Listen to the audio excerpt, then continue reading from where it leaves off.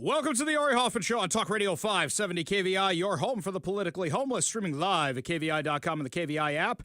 If you want to be part of the most dangerous show on the airwaves, call or text the Warrior Injury Law Studio line at 206-421-5757. That's 206-421-5757. Coming up this hour is AOC running for president, and a Seattle area judge releases dangerous felons again. But before we get to any of that, time for your daily dose of adrenaline. You want me to stick this into my heart? Are you f***ing nuts? I am so tired of the nonsense surrounding this Jimmy Kimmel cancellation. Yesterday, we did a whole deep dive analysis on this. But at the end of the day, it doesn't matter what side you're on. You know what actually matters? If all the people who are pretending to be upset about Jimmy Kimmel being canceled actually watch the show, he never would have been canceled. I was watching some of his clips last night, and I went back to the last time I remember even watching his show. Mike, that was the Back to the Future episode. So that was 2015. It was actually very clever. 2015 is the year Doc and Marty go to in Back to the Future 2. Well, actually, technically the end of Back to the Future, the original. And what happens is he had Christopher Lloyd and Michael J. Fox drive on stage in a DeLorean. It was very clever, very funny to see if any of the predictions they had actually came true. And they were curious about his cell phone as part of the shtick. And you know what Jimmy Kimmel literally said in the shtick when they were talking about how you could watch videos on the phone? And he said, well, likely most people are going to be watching these clips on the toilet on social media tomorrow. And Marty goes, that's kind of gross. The only way people watch these shows anymore is if there's a clip that goes viral, and a lot of these shows have not figured that out, how to monetize off them enough to keep the show afloat. So, because so few people are actually watching this show, it was easier to cancel it. Look at Joe Rogan on Spotify. Do you remember every single Democrat wanted Joe Rogan's show canceled during COVID? Ivermectin! Oh, he's not getting the jab. He's a science denier. And Spotify said, pound sand. Howard Stern. Everybody wanted that guy canceled, but every network he was on said, we like the ratings. We like the ad revenue. We're going to keep him. If Jimmy Kimmel was popular in the ratings and brought in a lot of money, then ABC and Disney would have said, we're keeping him regardless of what anybody tells us. Now, we still don't know if the Trump administration actually had anything to do with this, or if it was just Brendan Carr and Donald Trump saying they wanted to do something about this. We don't know, but a lot of people are making assumptions. So you've got all these people claiming to be writers who are out of work on Jimmy Kimmel's show. Maybe if you guys had written stuff that was funny, you wouldn't have had these problems because people would have actually watched the show. Now I'm about to get angry phone calls. If people had gone to the Sonics games, it wouldn't have been so easy to move them out of Seattle. The last time I went to a Sonics game, I could basically hear my own voice echo in that place. There were so few people at a game. If people like something, they will pay for something. Nobody was watching his show anymore. So regardless if the Trump administration had something to do with it. But let's do this for a second here. Let's just be practical about this. What did Paramount say about Stephen Colbert? Because they tried to make him a hero, a martyr also. And then they asked the CEO. This is literally what the chairwoman of Paramount, Shari Redstone, said about CBS's cancellation of Colbert. Outside of the settlement, there are other actions taken to ensure there would be regulatory approval. I think about rollbacks of DEI policies. I think about some things like the cancellation of Steve Colbert's show. That was never explicitly stated as being part of getting regulatory approval, but it's something that I think a lot of people assumed. Do you think that they made the right choices to ensure that they got the regulatory approval? I'm not going to tie any of that to regulatory approval. I can tell you that we had been looking at late night. It was financially not viable. It had been that way for a long time. We had made a decision months prior to the announcement that we were not going to be going forward with that show. I love Stephen. He does a great job, but we really needed to be in a financially viable business, and you saw we did that with James Corden as well. And in terms of DEI, I think the reasons why DEI exists matter and will always matter, and we need to continue to fight for those issues. But I think the way in which DEI has been executed has often led to more problems than it solved. So any of the changes that were made or continue to be made, but under us, I think we were trying to create an environment that would address the issues in a different way. That is not somebody on the right. And notice that little thing she said there? James Corden.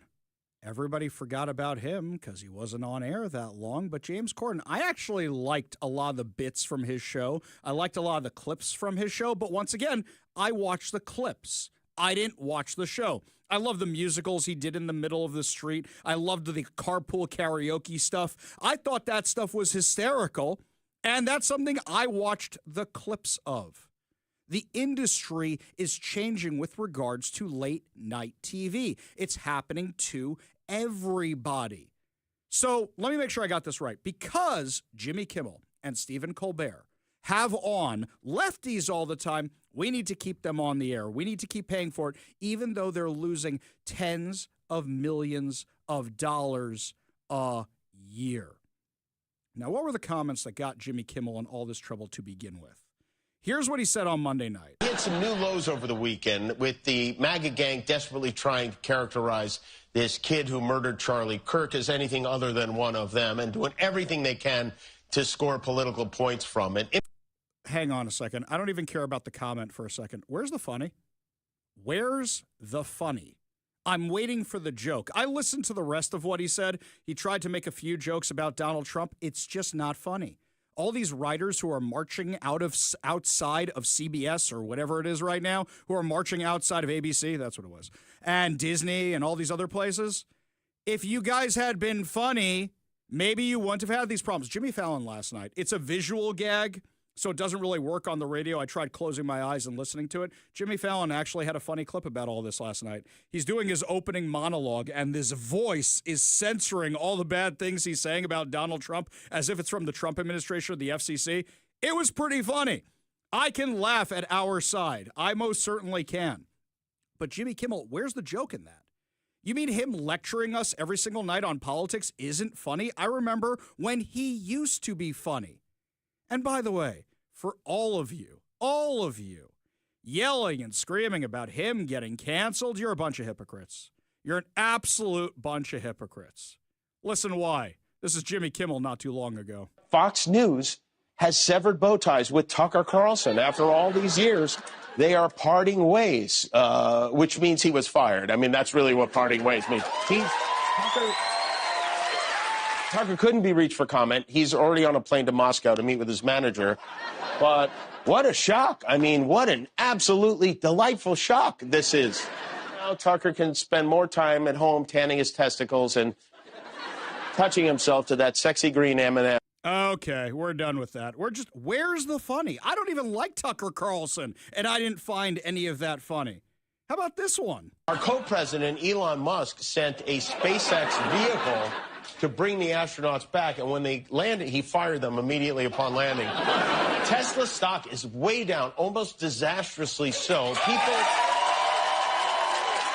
have been vandalizing Tesla vehicles, new Tesla vehicles. Please don't vandalize, don't ever vandalize Tesla vehicles.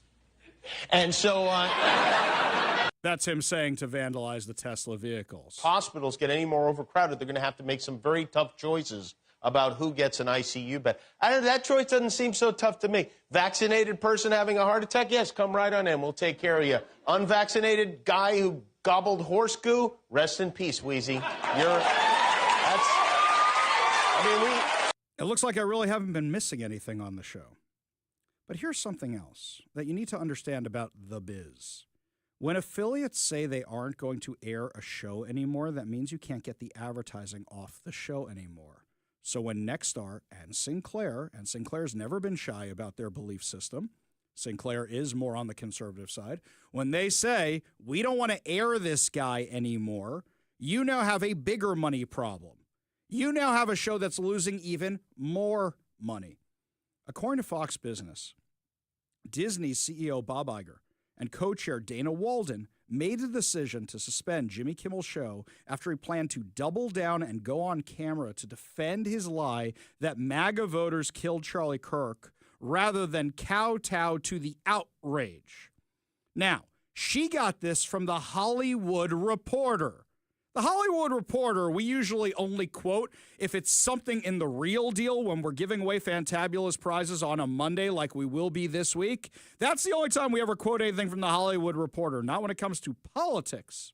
They yanked him because they thought that would fan the flames as Nexstar and Sinclair affiliates dropped him. Quote, the advertiser calls began to roll in. And then the big affiliate conglomerates, Nexstar and Sinclair, threatened to preempt the show. This is market reaction, not tied to FCC Chair Brendan Carr's actions. In fact, Kimmel planned to double down and not apologize. Remember, the report was out yesterday, and we read it on air, that he planned to apologize. Nope, not at all. He was going to double down on what he had said and blame MAGA even more. So at what point do you go, this guy just isn't worth the trouble anymore? At what point do you go, we only have X million of viewers anyway. It's not that highly rated. We're ticking everybody off. We don't need another conservative boycott of Disney again because those have had impacts. Maybe we should just cut this guy loose. Look, there's only so much of my shenanigans anybody's going to put up with before they say, you know what, that Hoffman just ain't worth the trouble.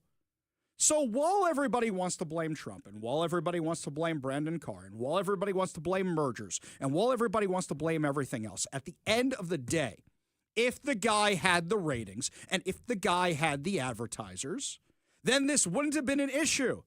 Because Bob Iger, the CEO of Disney, clearly has no problem making profits, and he would have said to Donald Trump, or he would have said to Brendan Carr, this guy brings in a ton of money. We don't want to cut him loose like Howard Stern, like Joe Rogan, like anybody who's controversial who has a very, very large following. And I also think the left truly, truly underestimated the impact that Charlie Kirk had on so many people. You're talking about one of the leaders of conservative thought who is universally beloved on the right. And now that they took him out, more people are watching his videos. Even more people are signing up for Turning Point USA chapters. He has become bigger in his death than he ever would have been in life. And this is what the left can't handle. So the left has a bigger problem with Jimmy Kimmel losing a low-rated late-night show while the format is changing than a guy getting shot in the neck and killed over freedom of speech. I've had so many people say, freedom of speech, Jimmy Kimmel, freedom of speech. Didn't hear any of you doing that with Charlie Kirk. In fact, just the other day, we've had to talk about security concerns around here. The fact that so many of my friends come up to me, anybody I haven't seen since the shooting, by the way, who I see now, you know how every conversation goes? Every single person. I'm so sorry about Charlie. You taking precautions? Every single conversation I have had with anybody I haven't seen since the shooting, that is how the conversation starts, which is insane, by the way, beyond insane. So all these people who are mad about Jimmy Kimmel didn't hear you getting this mad about what happened to Charlie Kirk. You're more worried about a TV show getting canceled than a guy getting shot in the neck in front of thousands of college kids, a guy who is a 31-year-old father of two and husband. And you just didn't like that he was a nice guy having discussions with people. Basically, the left is using this to pivot. They think this is going to dig them out of the hole they have dug for themselves with embracing the far left radicals. It's not going to happen because we have the receipts on them. Oh, Trump's censoring. You know what? I said this yesterday, but I said this going the other direction. I said the reason, if the White House had anything to do with this, if the Trump administration had anything to do with this, You have to be worried about what happens when a Democrat eventually gets elected, because then the pendulum swings both ways. But I just want to remind you, before Trump was elected, of what people like Chuck Schumer, who was the Senate Majority Leader at the time, said. These lies continue tonight. Rupert Murdoch, who has admitted they were lies and said he regretted it, has a special obligation to stop Tucker Carlson from going on tonight now that he's seen how he has perverted and slimed the truth, and from letting him go on again and again and again. Not because their views deserve such opprobrium, but because our democracy depends on it. It wasn't just him.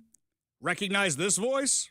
We have very real issues with what is permissible on air. Media organizations or social media platforms should be accountable for the role for being platforms for incitement. I believe that when it comes to broadcast television, like Fox News, these are subject to federal law, federal regulation in terms of what's allowed on air and what isn't. And when you look at what Tucker Carlson and some of these other folks on Fox do, it is very, very clearly incitement of violence, very clearly incitement of violence. And that is the line that I think we have to be willing to contend with. You want to know how even more pathetic Kimmel, Colbert, and crew are? Usually when you have all this outrage going in your direction, so let's say everything the right handed to Kimmel and Colbert, usually your ratings go up. They've only continued to go down. It's not like Colbert has gotten more popular since he got canceled. He got a little bit of a bump, and then everybody went back to not watching him. When there is controversy surrounding Joe Rogan, his ratings only went up. They signed him to a bigger contract. Howard Stern got a bigger contract. Forget about what's happening recently, but Howard Stern's been around a really, really long time. When they keep demonizing Charlie Kirk, he's only getting more popular. His social media presence is growing, and he's dead. So these guys are so unpopular that even when they've had the parental advisory label slapped on them, Jimmy Kimmel, Stephen Colbert, oh, they're awful. They hate MAGA, whatever. They're not even popular when they have everybody against them, which should show you how terrible these shows are. Because probably what happened is some people tuned in and said, let's see if these guys are funny. And went, nope, I'm out of here. Now I kind of understand why they were canceled. In fact, I have challenged anybody that I've spoken to about the Kimmel thing. I have said, did you watch the show? And then they get the deer in the headlights look. I said, then shut up, because you're such a hypocrite. If you thought they were so good at their job and defending freedom of speech, etc., you would have watched the show. And you don't. And you didn't. So you're a bunch of hypocrites, especially given what all the Democrats were saying about everybody on the right they want to cancel, which is nonstop. The difference is the people on the right don't show up and shoot you if they disagree with something you said. That seems to be a left problem that's getting worse and worse, no matter how much the left tries to convince you it's the right. When we come back, my friends, lots more to discuss, including an activist judge in the Seattle area is now releasing people who beat up trans people. This is a weird thing for the intersectional scale. We'll give you all details when we come back. You're listening to the Ari Hoffman Show on Talk Radio 570 KVI.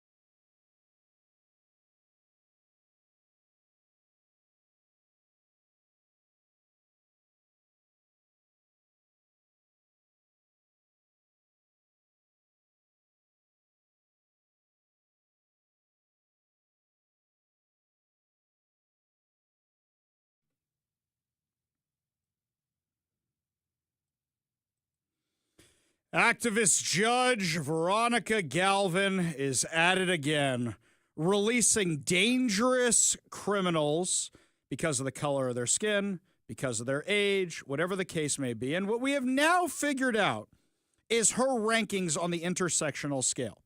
So they love to say trans lives matter, we stand with the LGBTQ plus community.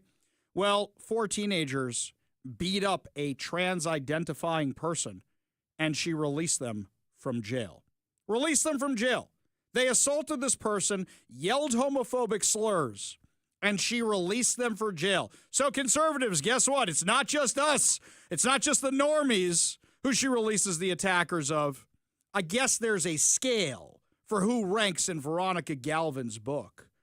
According to the Post-Millennial, 2 Renton high school brothers aged 15 and 17 were released this week on electronic home monitoring after being accused of viciously assaulting a 39-year-old transgender person near the Renton Transit Center. The decision, made by King County Judge Veronica Galvin, comes despite police describing the attack as a savage beating that left the victim with multiple facial fractures and the need for reconstructive surgeries. The pictures are awful, by the way. The victim, Nikki Armstrong, told police that earlier had confronted the teens for harassing a security guard. So some defund the police types or something like that. Or maybe they're just obnoxious teenagers doing what obnoxious teenagers do. Hours later, the group chased Armstrong down, knocked them to the ground, and pummeled Armstrong with fists and kicks while making homophobic remarks. They were choking me while one of them was stomping on my face. Now, what's interesting here is that she let them go. Normally, you would think something like this, they'd be like, where's the electric chair? Let's throw the book at them right away. Nope, let them go. According to Fox 13, Renton police arrested 2 suspects at the scene, and then we found out yesterday 2 more were arrested. Prosecutors did their jobs. They referred charges, including second-degree assault, strangulation, and a possible hate crime enhancement. By the way, I hate the hate crime stuff. Either it's an assault or it's not. Either it's attempted murder or it's not. The second you start making about, well, what were they thinking? Are they actually racist inside? You've already lost the argument, because then you've called into question motive. You want an easily provable case, which is why I hate the hate crime stuff. This is not the first time Galvin has raised eyebrows for controversial releases. In 2024, Galvin released a 17-year-old suspected of causing the death of a U.S. Army staff sergeant in a DUI crash. Prosecutors argued for probable cause of vehicular homicide, but Galvin dismissed the case for insufficient information. That same year, she released teens involved in a shooting at the Seafair Parade and a 12-year-old accused of using a ghost gun in a carjacking. In 2019, Galvin released a homeless repeat offender accused of bashing a musician over the head with a bat outside a nightclub.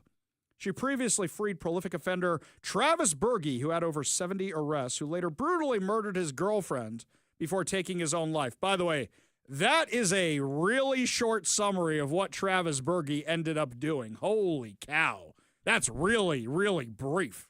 Fumes got him first. No, so, Travis Berge, shall we? Let's just dive into who she released. Travis Berge was featured in Seattle is Dying. Seattle is Dying came out in what, Mike, 2018? Let's say 2018, 2019. I think it was 2018. Yeah, 2018.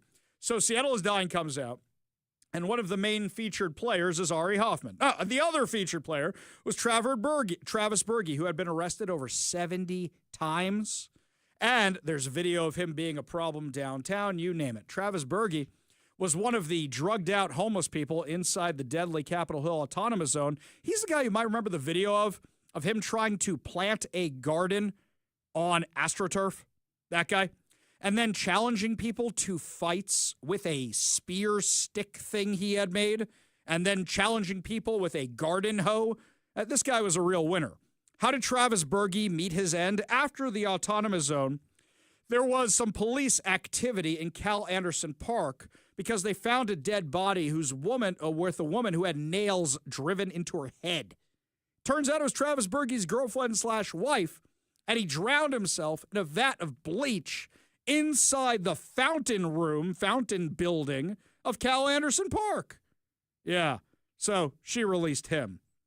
In 2017, Galvin voided a ballot measure that would have banned taxpayer-funded heroin injection sites. She has openly described her role on the bench as a form of political activism. Now, here's something you need to know about judges.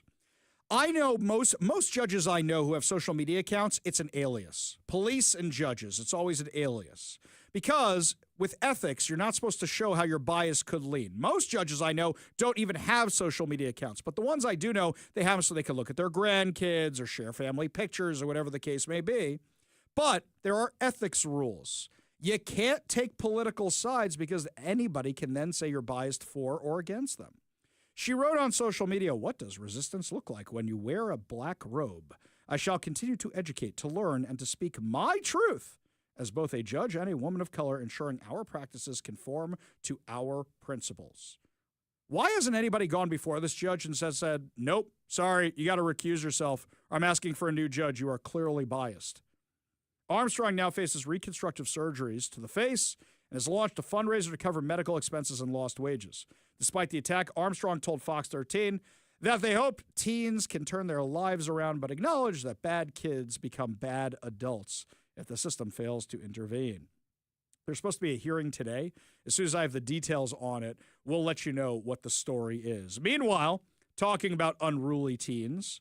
So there was a board meeting this week about Seattle public schools. Remember we told you earlier this week the kids were all mad about the lunch period changes? Well, it turns out that's not the only thing they're mad about.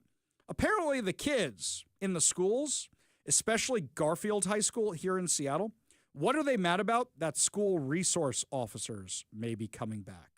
You mean police officers may be coming back to campus? Let's recap for everybody, shall we, for a second? So what happened was 2020 rolls around.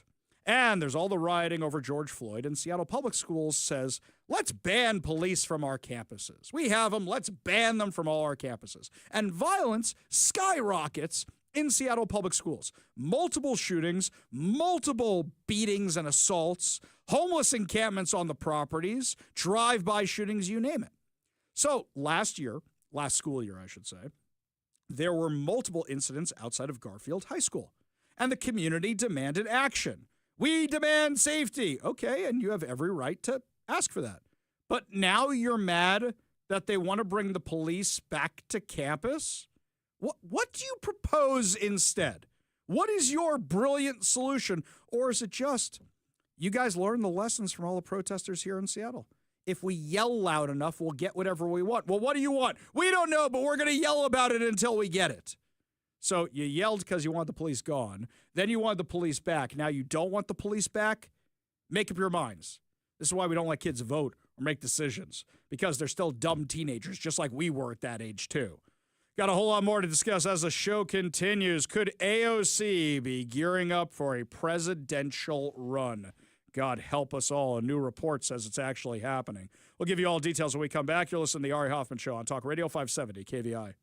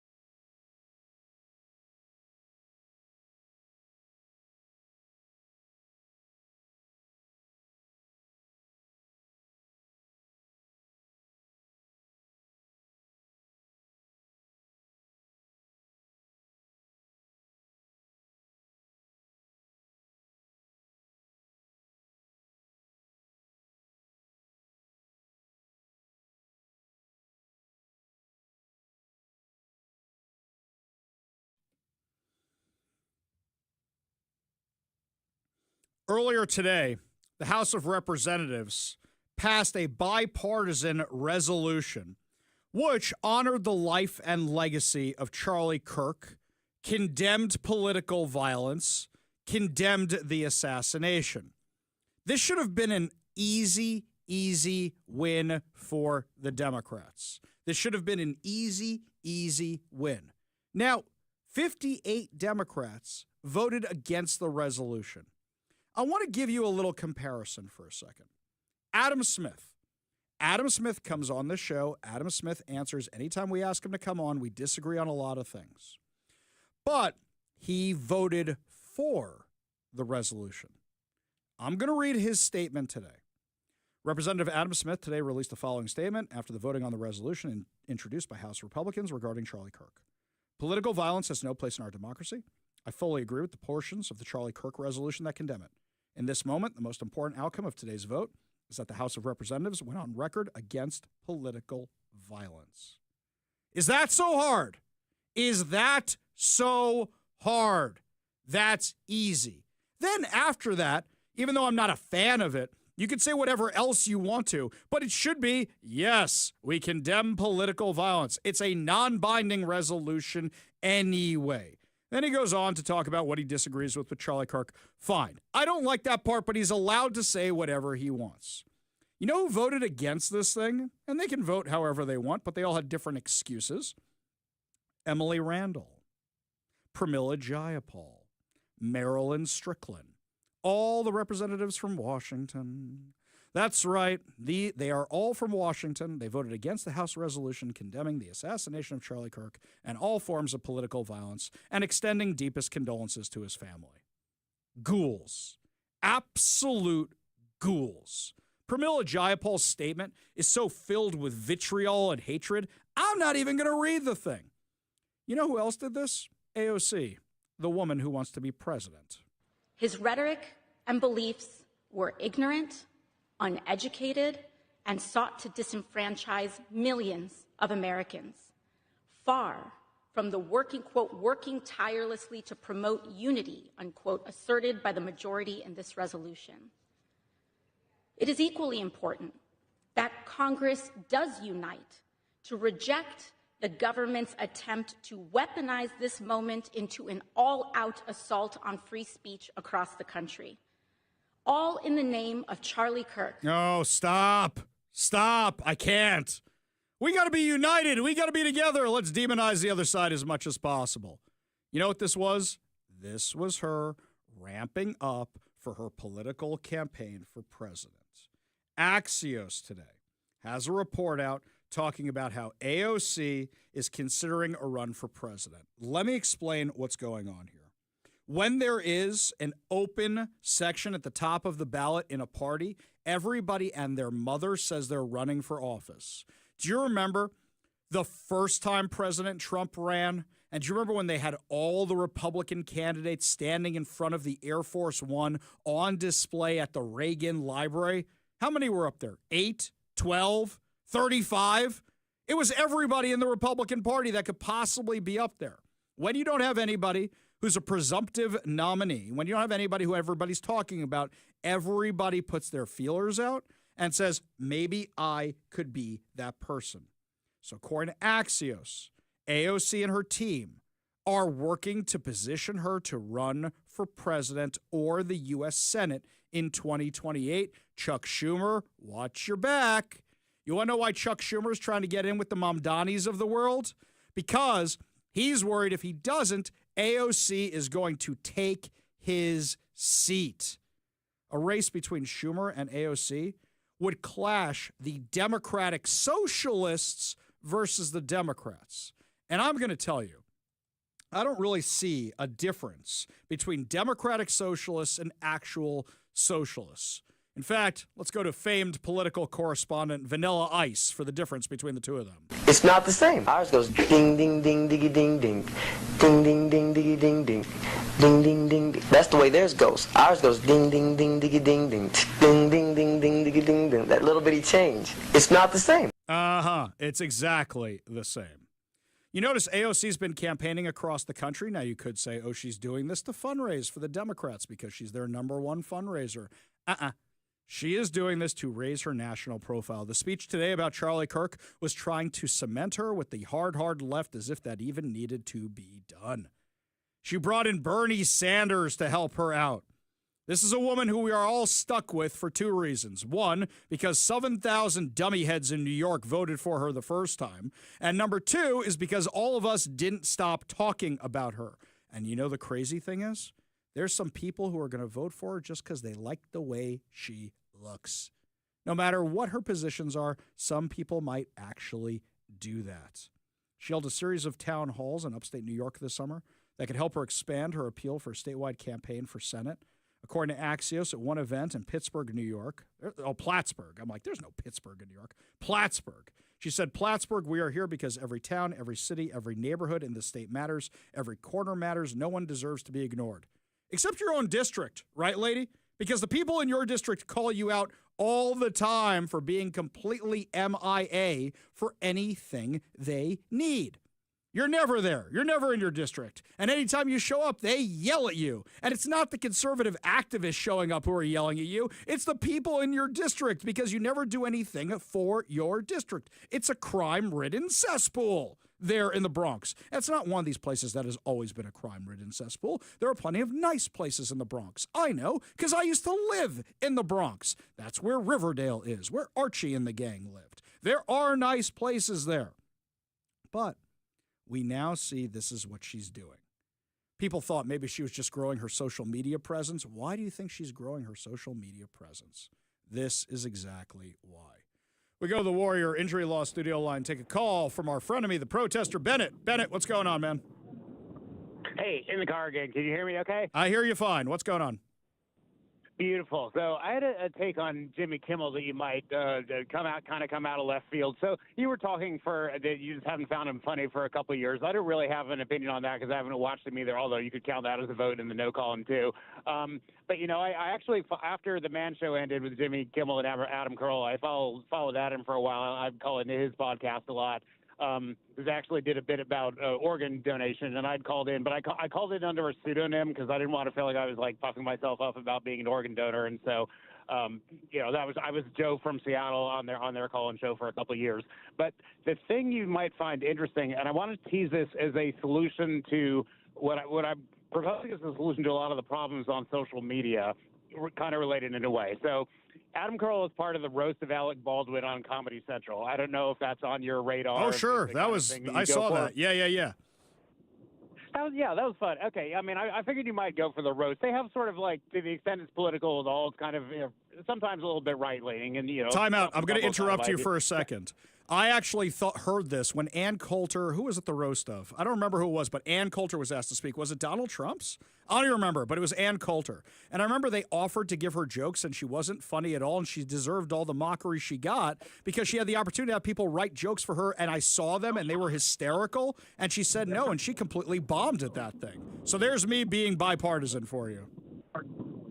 I don't remember who she was at the roast for. I do remember that happened. But the interesting thing was, so after the Alec Baldwin roast, I took some of the jokes that they aired on the actual roast, and then I wrote some just myself that I thought fit with the theme of the thing, and I mixed them up, and I put it on like an online survey where you can pay like 25 cents a person for people to fill out a survey, and I said, just go through these, you know, here's what the event was from, just rate one of these on a scale of 10, tell me if you think it's funny or not, because I wanted to see if I could score the same as the ones that were written by the professionals that made it to TV. And I think that it was kind of mixed results. The first time around I tried it, I actually scored lower, and I was like, okay, there's a reason they get paid. I gotta focus. I gotta double down and focus harder on this. Bennett, you're losing me a little bit. Get to the point. Oh, all right. Yeah, you're losing me here. Yeah.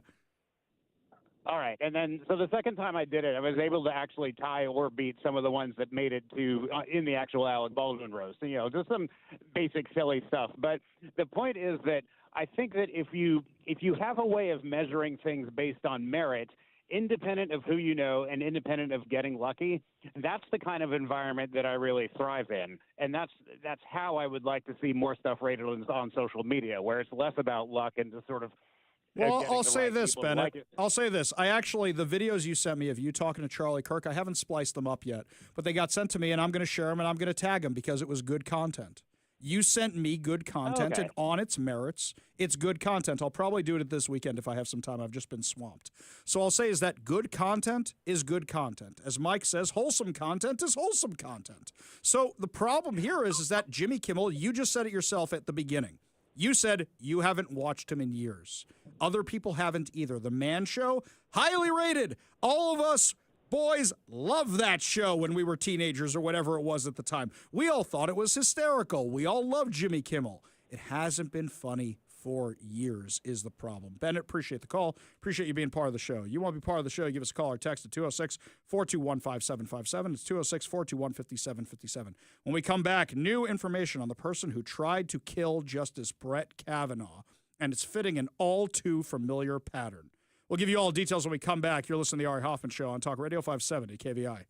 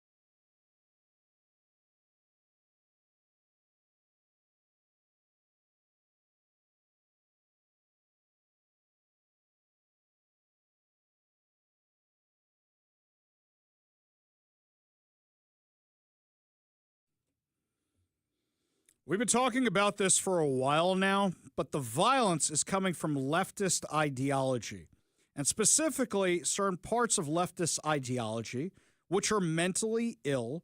And as opposed to treating it, I'm not talking about their ideology, I'm talking about the fact that they want to cut parts off, that all of a sudden we're saying we want to affirm that instead. Look, you want to say you want to tax people so you can spend it on dumb programs? I disagree with you. I don't think it's a good ideology, but it's not, well, it is self-harm, I guess, when you look at it. But with regards to this, we are seeing a pattern of these people who are very mentally ill. And as much as the left wants to tell you all the violence is on the right, it's just not. Mary Margaret Olohan, she is the White House correspondent for the Daily Wire, broke a story today.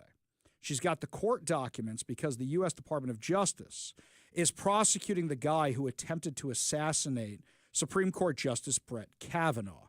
Remember all that? And then the Democrats wouldn't vote for more security for Supreme Court justices? Yeah, I remember that.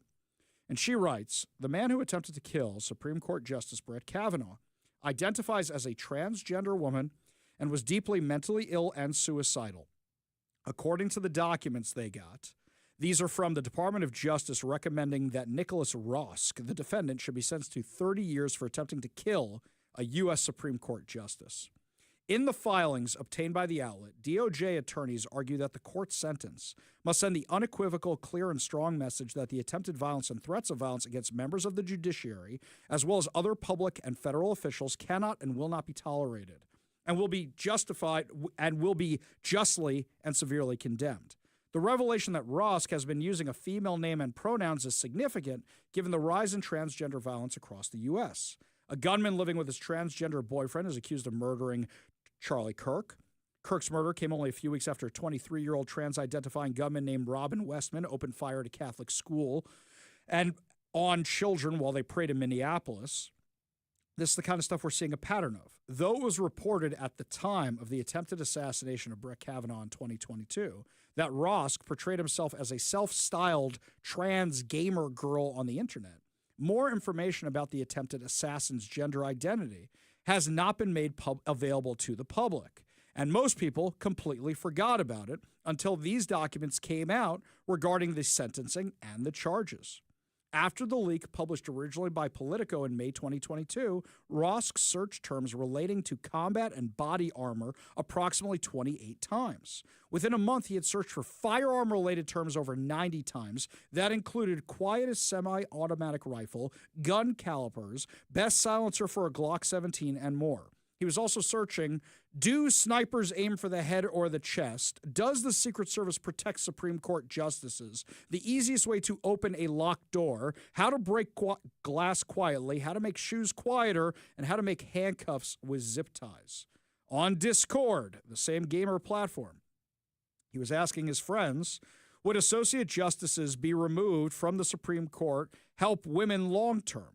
I was thinking of the Roe decision. I feel like those 9 people make a much bigger impact than most people.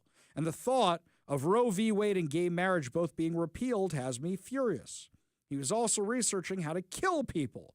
Between May and June of 2022, he was looking for the most effective place to stab somebody and how to quietly knock somebody out. He was searching how far in the neck is the trachea, what is the best length of knife for stabbing. Also, Kavanaugh was not his only target.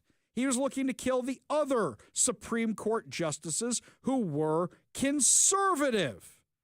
We have a problem with the radical left in the country. The reason the left is all over this Jimmy Kimmel thing is because they think it will distract from the Charlie Kirk news. There is no other reason why. Even with Colbert, they didn't go this hard. They are doing this now because they know they are losing the pulse of the country, and they want to try and get the electorate back, and they think Jimmy Kimmel's going to have them do it. Well, the problem was nobody watched Jimmy Kimmel. He's not the hero you think he is, guys. When we come back, the Portland mayor is now siding with Antifa. I kid you not, after over 80 days of rioting in Portland. We'll give you all details when we come back. You're listening to the Ari Hoffman Show on Talk Radio 570 KVI.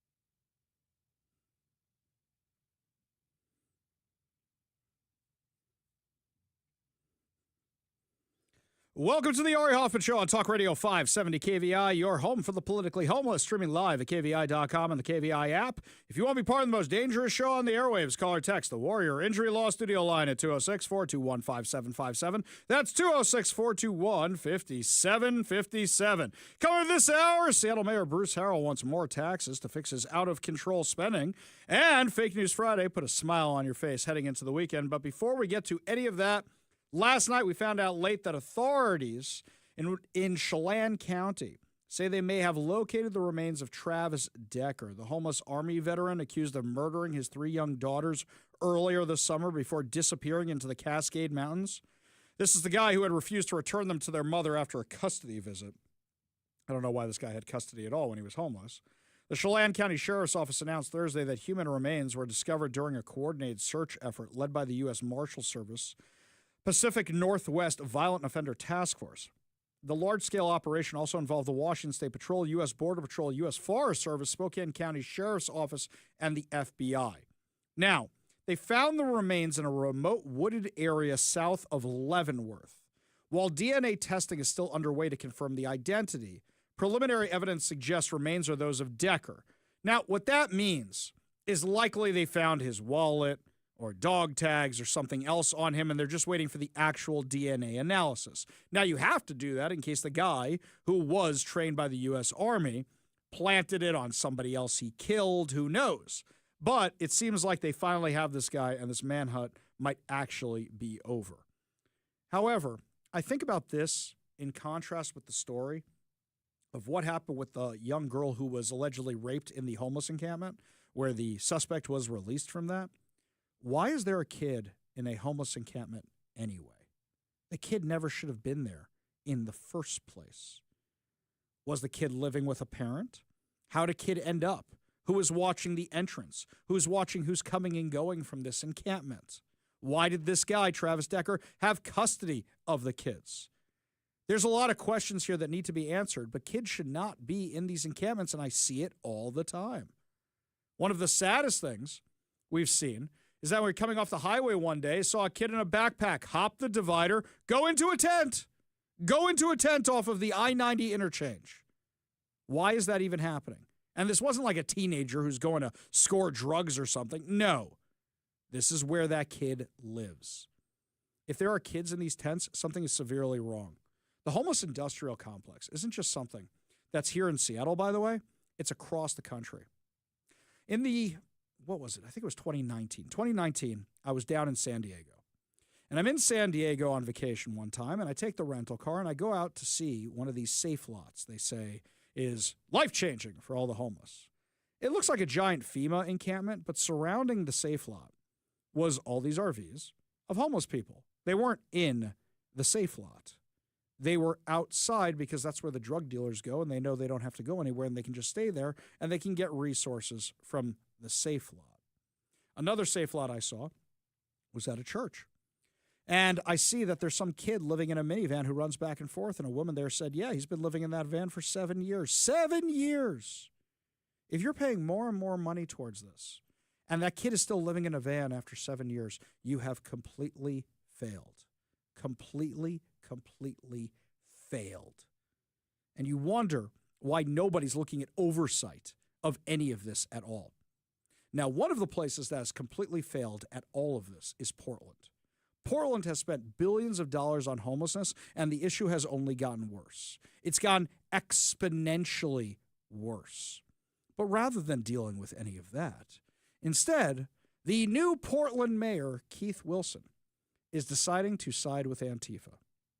So, just the other day, President Trump said that he is declaring Antifa a domestic terrorist organization. Great, wonderful, fantastic. Antifa runs Portland. For over 80 consecutive nights, they have been rioting outside the ICE facility in Portland. They have stolen food from food banks and other resources there for the low-income properties across the street. You know that woman who went viral for saying, "What the hell are you doing here?" You remember all that? Low-income person? You remember that the residents of the buildings across the street are having problems because the tear gas keeps coming through the filters into their building because they weren't designed to stop that? This is the kind of stuff that is happening on a nightly basis. The only two people I know who are covering this is Katie Daviscourt and the Honey Badger mom over on social media. That is it. None of the mainstream media outlets are covering this at all. But over 80 consecutive nights of riots, I think at this point we're almost up to 90. So after all this rioting, the question has been, why aren't the police in Portland doing anything? And what we have found out is that they've been given a stand-down order by the mayor. Well, Portland Mayor Keith Wilson came out with a statement.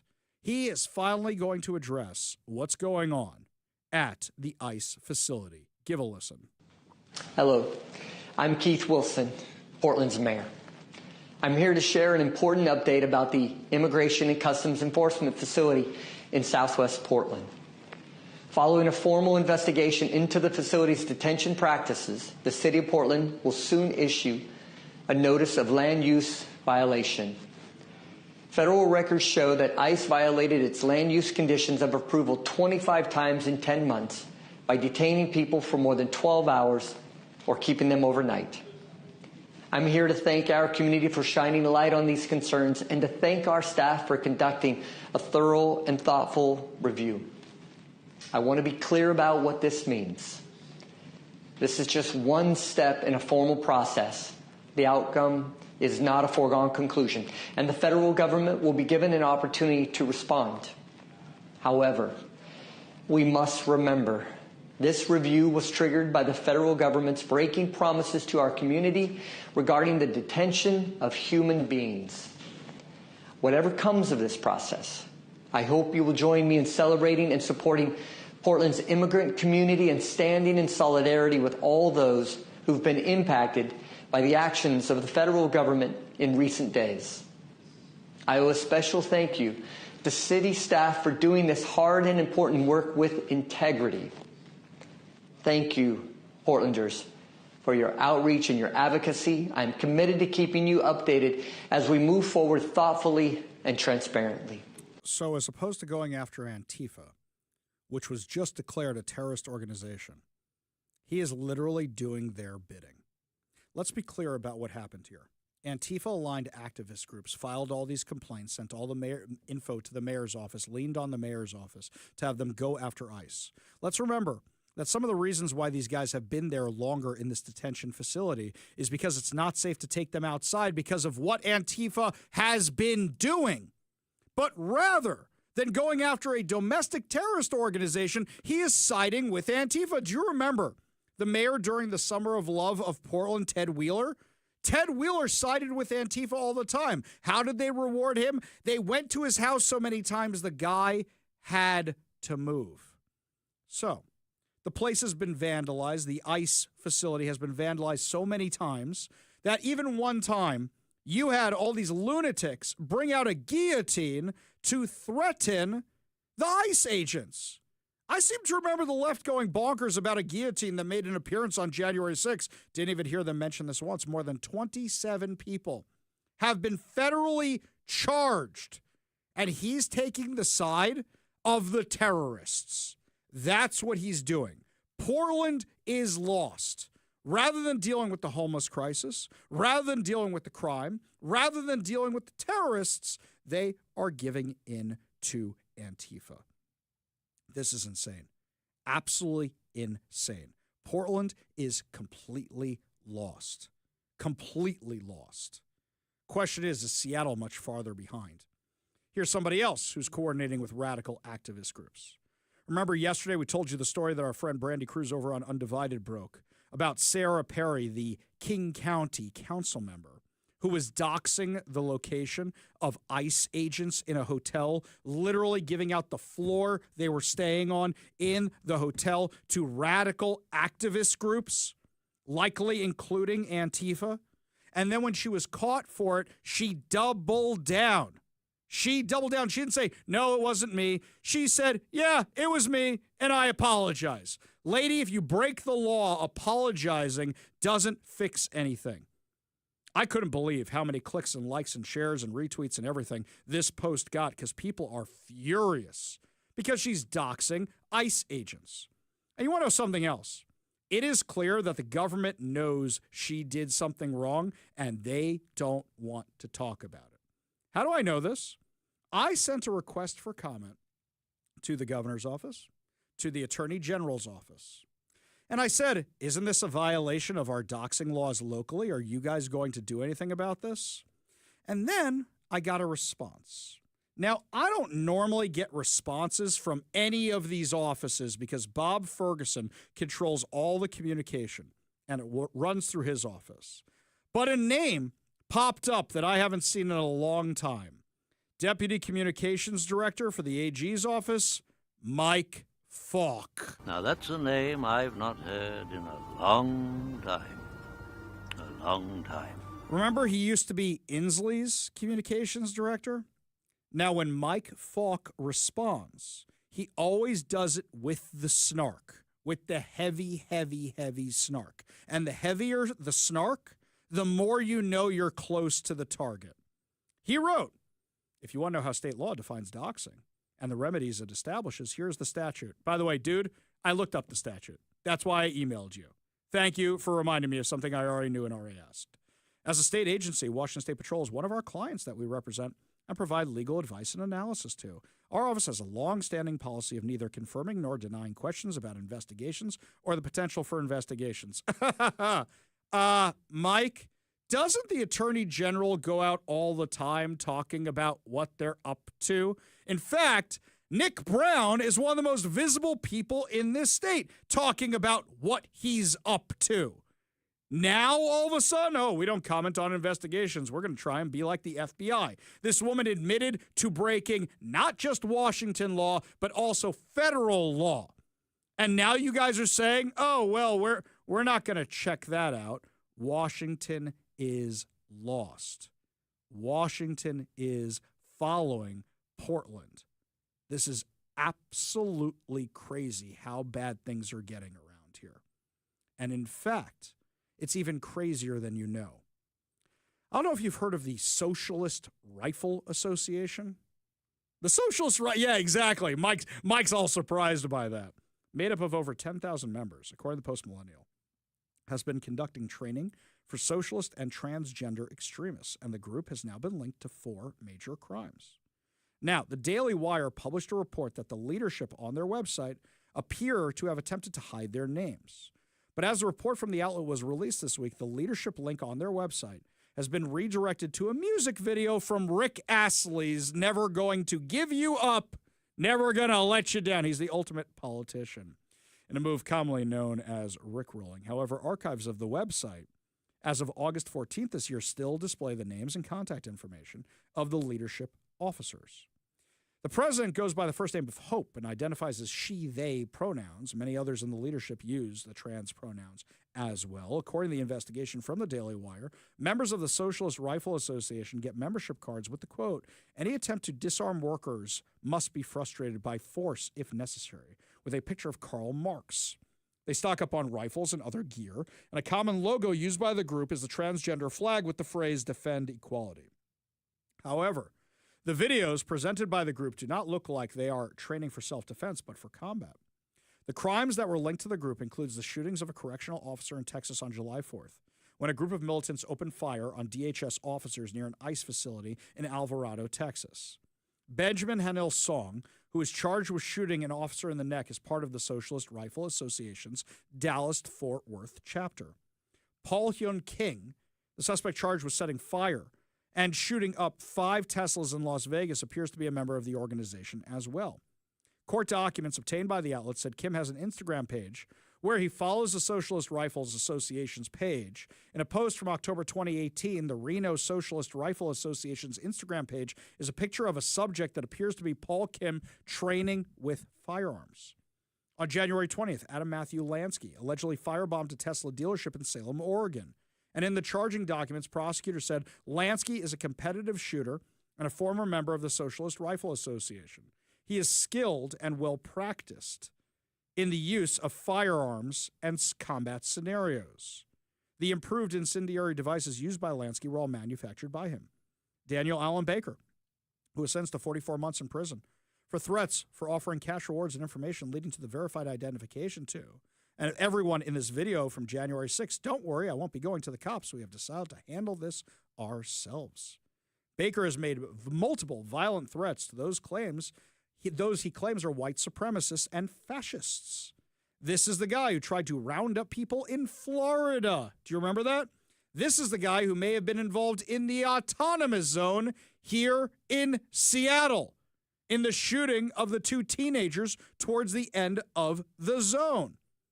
Socialist Rifle Association chapter in Utah said that Tyler Robinson, the suspect charged with murdering Charlie Kirk, was not a member, but did not provide an answer when the outlet asked if Lance Twiggs, Robinson's transgender roommate and romantic partner, was a member. So we have a real problem with the left, a huge problem with the left. Now, this group is under investigation. This group is under investigation. In fact, there's another group with them. One of the other ones that's linked to them is the Armed Queers of Salt Lake City, which is now wiping its social media after the assassination. It has been revealed that one of the lead organizers of the Armed Queers, trans-identified Ermia Fanian, who also has a wide array of political connections in the state of Utah, has been recognized as a recipient for the 7 for 17 award by Utah Global Diplomacy, according to the Post-Millennial. The University of Utah had previously held a sponsored lecture for the group in 2023. A forum to express interest in joining the group states, Armed Queers Salt Lake City is a revolutionary LGBTQ organization dedicated to the defense success of oppressed people's movement.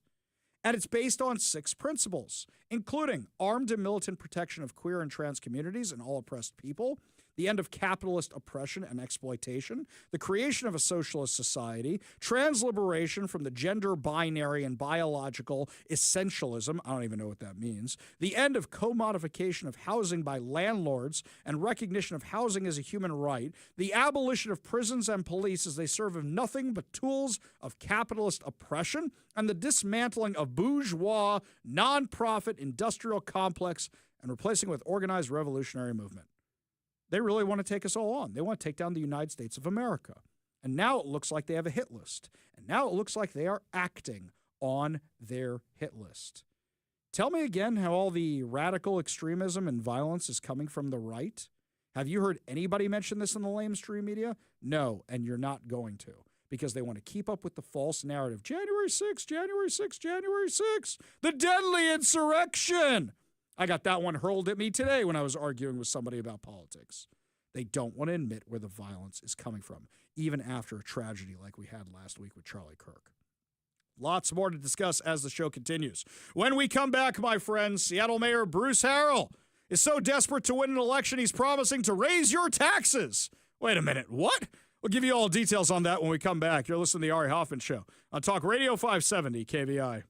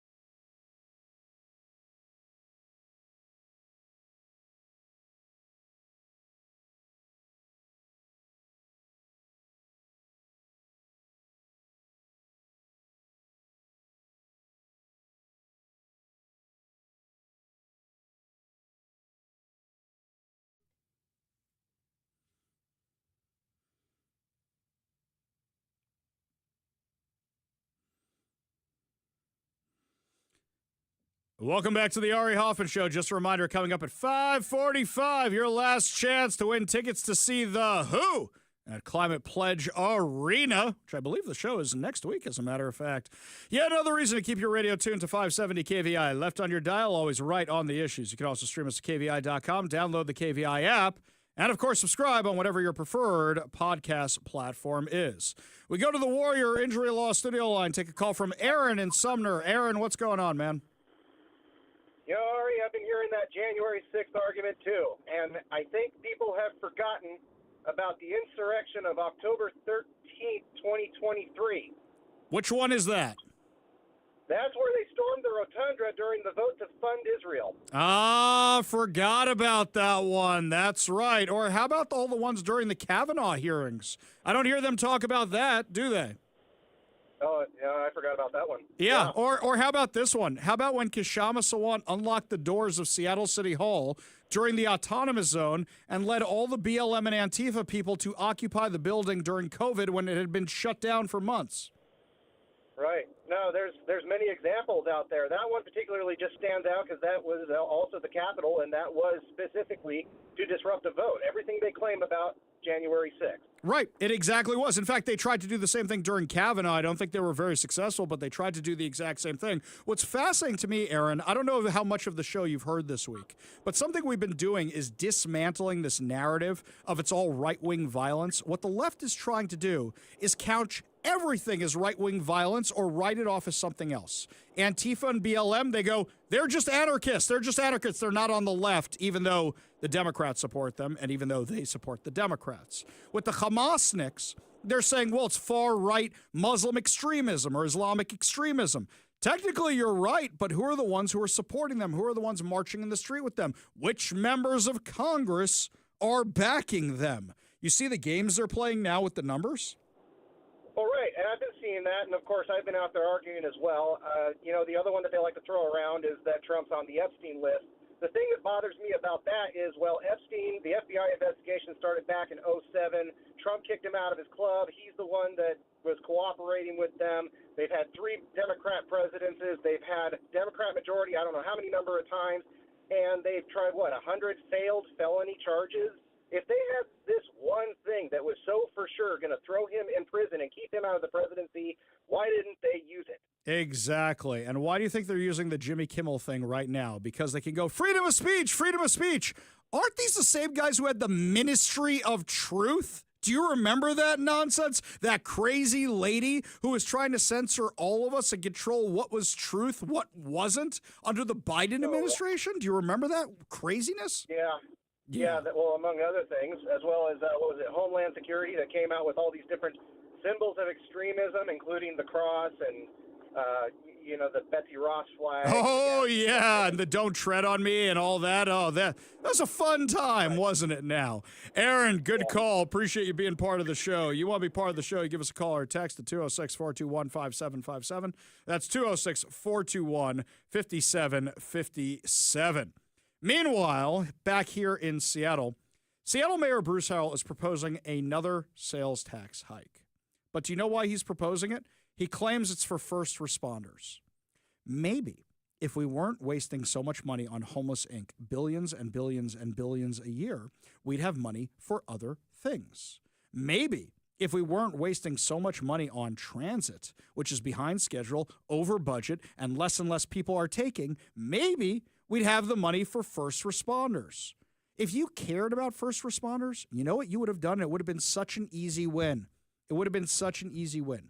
Bruce Harrell gets elected at the tail end of, actually, it wasn't even the tail end of COVID. He got elected in, 2021. So we still had some more COVID time to go here in Washington. So what happens? He gets elected, and he gets elected under public safety. You remember this? Do you know what he could have done if he was serious about public safety? Could have hired back everybody Jenny Durkin had fired for not getting the jab. And it would have been an easy win.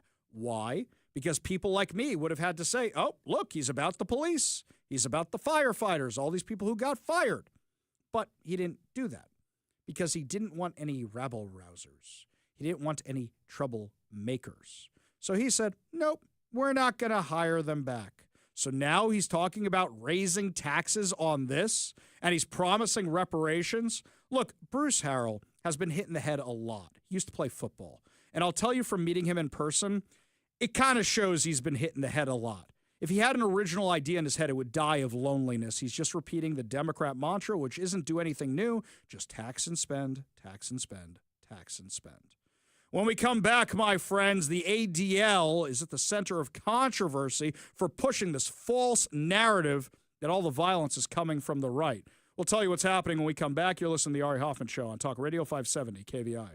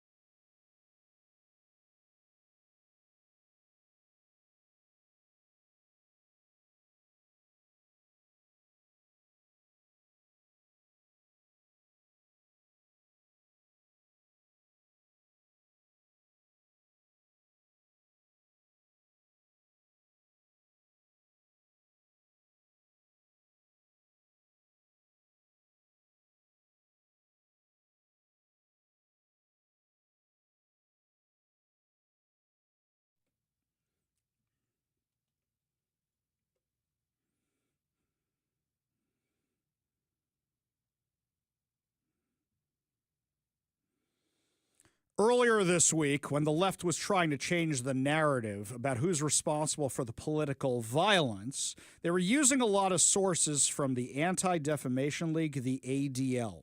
The ADL is a left-wing political group, and rather than doing what it's supposed to do is fight against discrimination, defamation, and anti-Semitism, they're just in bed with the Democrat Party, so they are more than happy to be willing participants in this. I had a chance to sit down with Prager University's Shabbos Kestenbaum, the kid who sued Harvard, about his experiences with the ADL. Give a listen to part of that interview. You're recently out of Harvard. You sued Harvard over their anti-Semitism. You won. The Trump administration picked up the charge and did a whole lot more with it, as you have often said. You know, people gave you a little bit of garbage with how come you didn't continue the fight, and your line was perfect. It was the Trump administration could do so much more than I ever could. The Department of Education could do more than I ever could. But I just think about it as the head of Turning Point USA, a college organization, had a college kid right there in front of him trying to settle him down. That's a guy who knew how to talk to college kids. Yeah. But something that I've seen on social media the past few days, I saw it on Fox News, is a lot of people are mad at the ADL, as am I, for many other reasons. But the ADL is supposed to be this defender of Jews organization. And I noticed that with you, I never saw any of these organizations coming to your defense. Instead, I see organizations like the ADL defending the other side because they line up politically with them. And I'm blown out of the water of how difficult they've made my life here in Seattle, but also how they weren't there just because somebody lined up the wrong way politically, and now they're pushing this white supremacist narrative. Yeah, it's interesting you mentioned the ADL because if you go to Harvard's campus, for example, and you talk about the ADL, you will be laughed at because ADL is a white nationalist, far-right, white supremacist group. And the reality is it's probably the exact opposite. This is an organization that internally within the American Jewish community receives so much criticism specifically because they spent a considerable amount of time pre-October 7th focusing on issues that not only had nothing to do with the Jewish people, but in many respects actually harmed the Jewish people. Movements like Black Lives Matter being one of them. And look, I supported Black Lives Matter, but in my defense, I was 17 at the time. An organization that raises hundreds of millions of dollars annually, all in the name of protecting the American Jewish community, should probably have realized, because the signs were there, that this is not an organization we want to be supporting. So that's number one. And then the second point, as it pertains to Charlie in particular, if the whole point of the ADL, or really any organization, is to, protect the interests of the American Jewish community, Charlie was one of our biggest defenders, and he wasn't Jewish. This is someone who, I said earlier, was so morally and religiously repulsed by anti-Semitism. And in fact, when he had, this is a month or two ago at his Turning Point USA conference, a debate between Dave Smith, the third-rate comedian, and Josh Hammer, an actual intellectual, I obviously disagree with Dave Smith on basically everything, especially his comedic material, because it's not funny. But point being, Charlie prefaced and closed that debate by saying, we can and should have debates and disagreements when it comes to Israel and America first,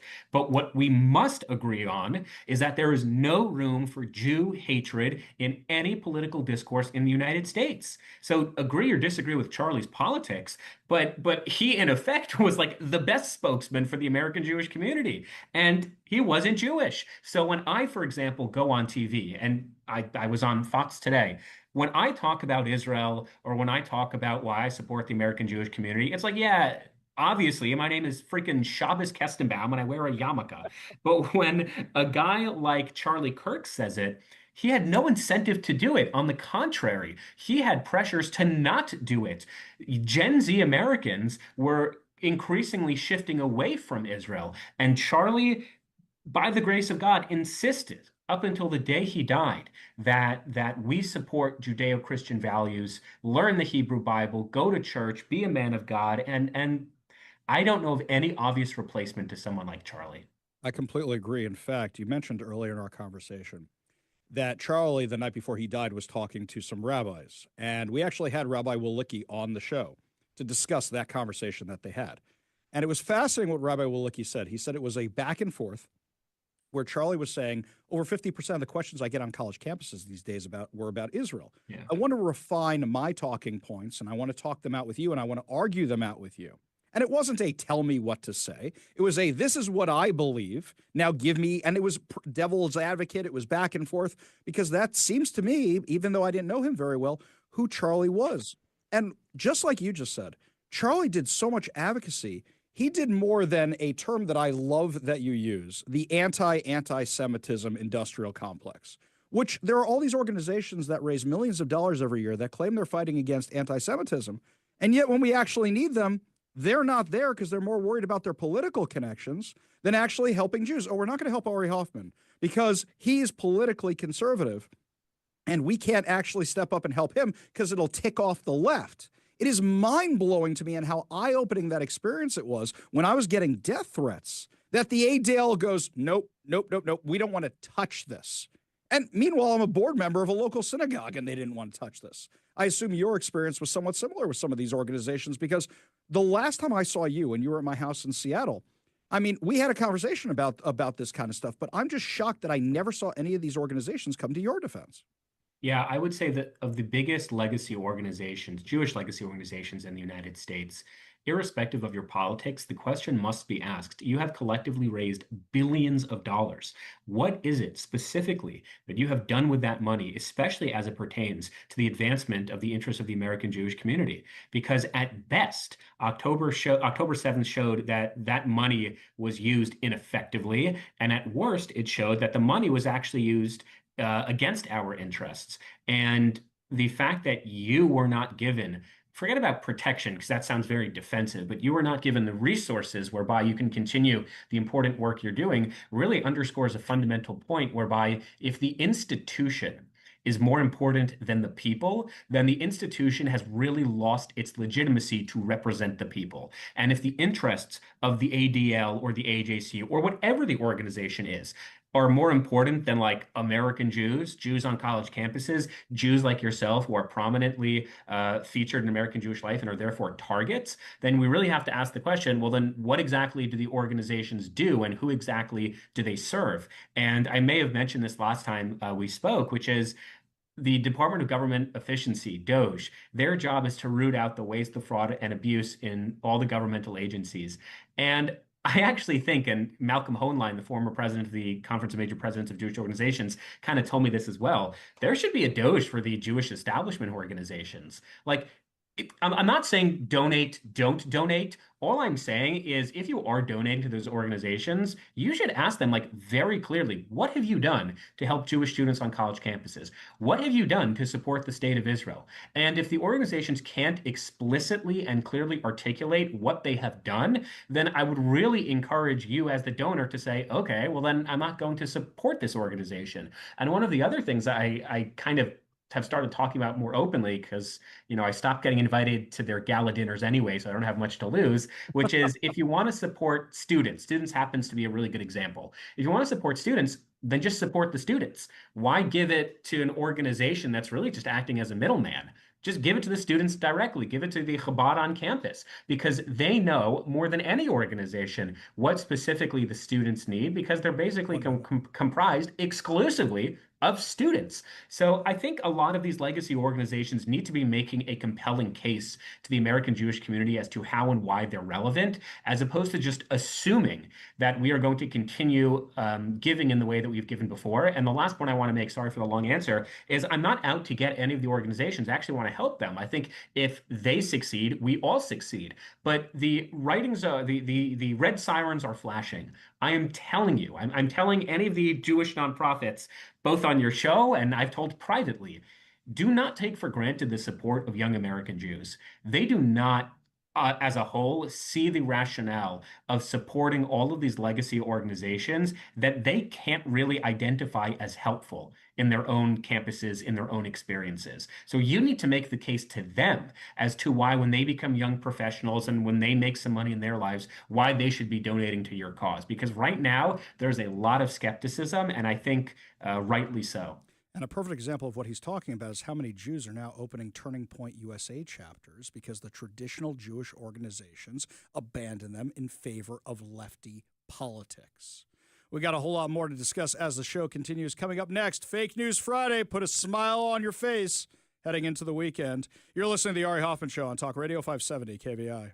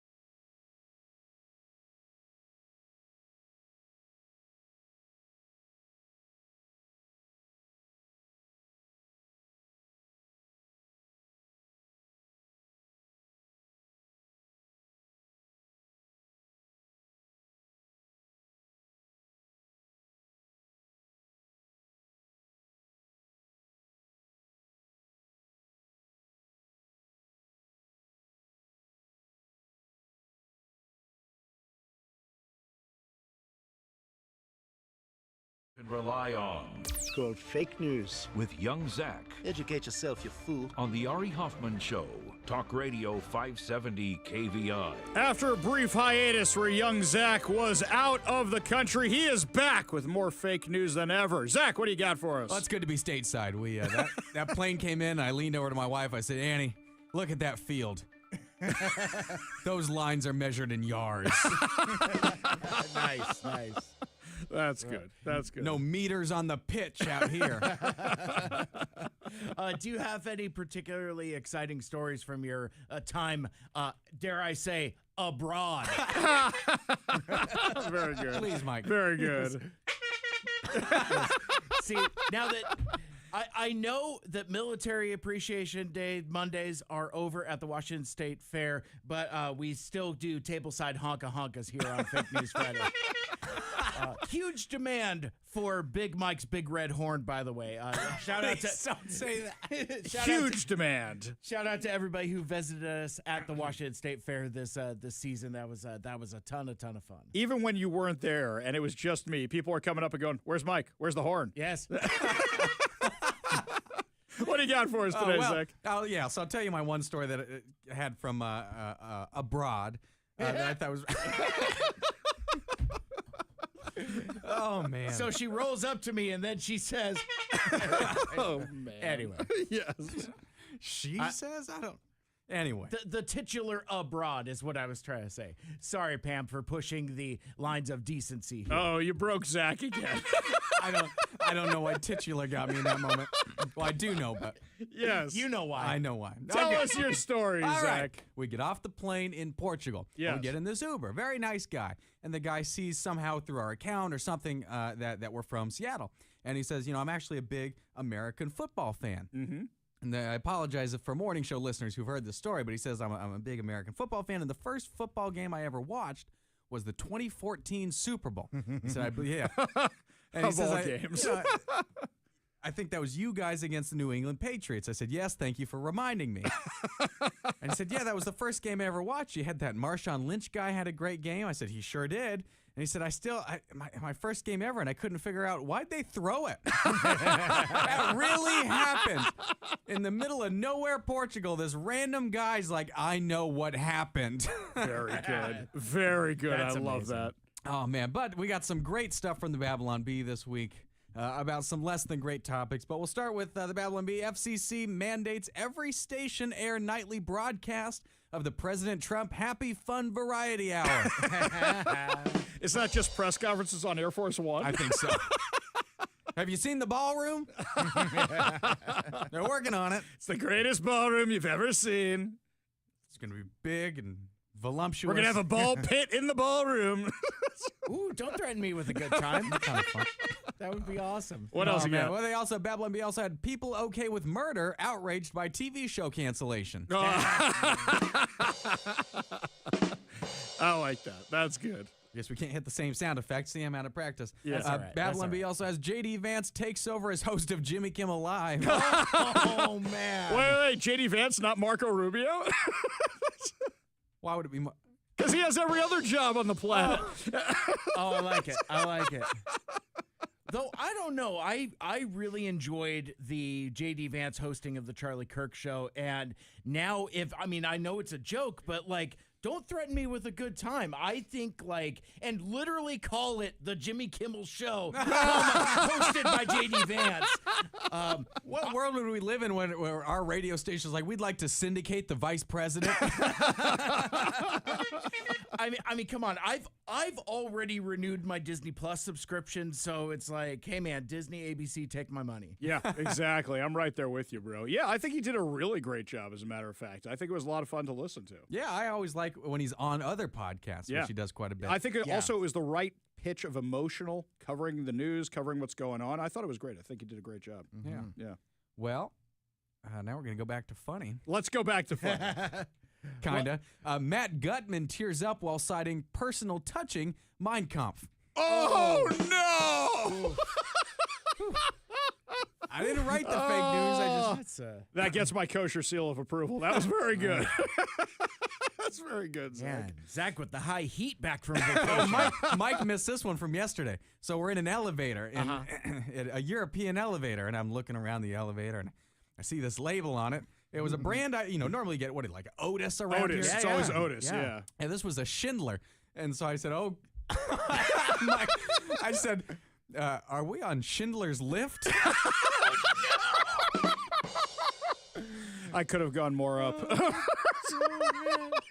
To which they say, yeah. I took that joke to a new level. Very good. I'm telling that one at synagogue this weekend. I say, here's what happened to young Zach while he's on vacation.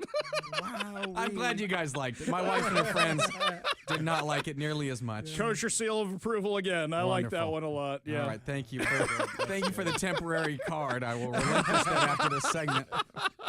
All right, we'll move on to the last one from the Babylon Bee. ICE enforcement action at chocolate factory nabs 475 illegal Oompa Loompas. Send them back. Send them back. Doopity-doos. Yeah. I have a puzzle for you. What do you get when you cross the border illegally? Speaking of unpermitted food. We all know I hate an unsanctioned hot dog cart. And you know who else does? Tacoma Pierce County Health Department. What do you got on that Well, thing? they put out on the 15th. Was that Monday? Yeah. On Monday, they put out, here's why unpermitted food vendors are a threat to your health. I've been saying it for a while. I will say is that's why we live forever these days if you live in New York, because you just eat that stuff and you can digest anything after Yeah, but that, they got permits. Sometimes. They should. You know who has permits on a Pierce County street corner? Nobody. Nobody. Thank you. Thank you, Hank. So they've written a whole thing. Who needs a permit? Everybody.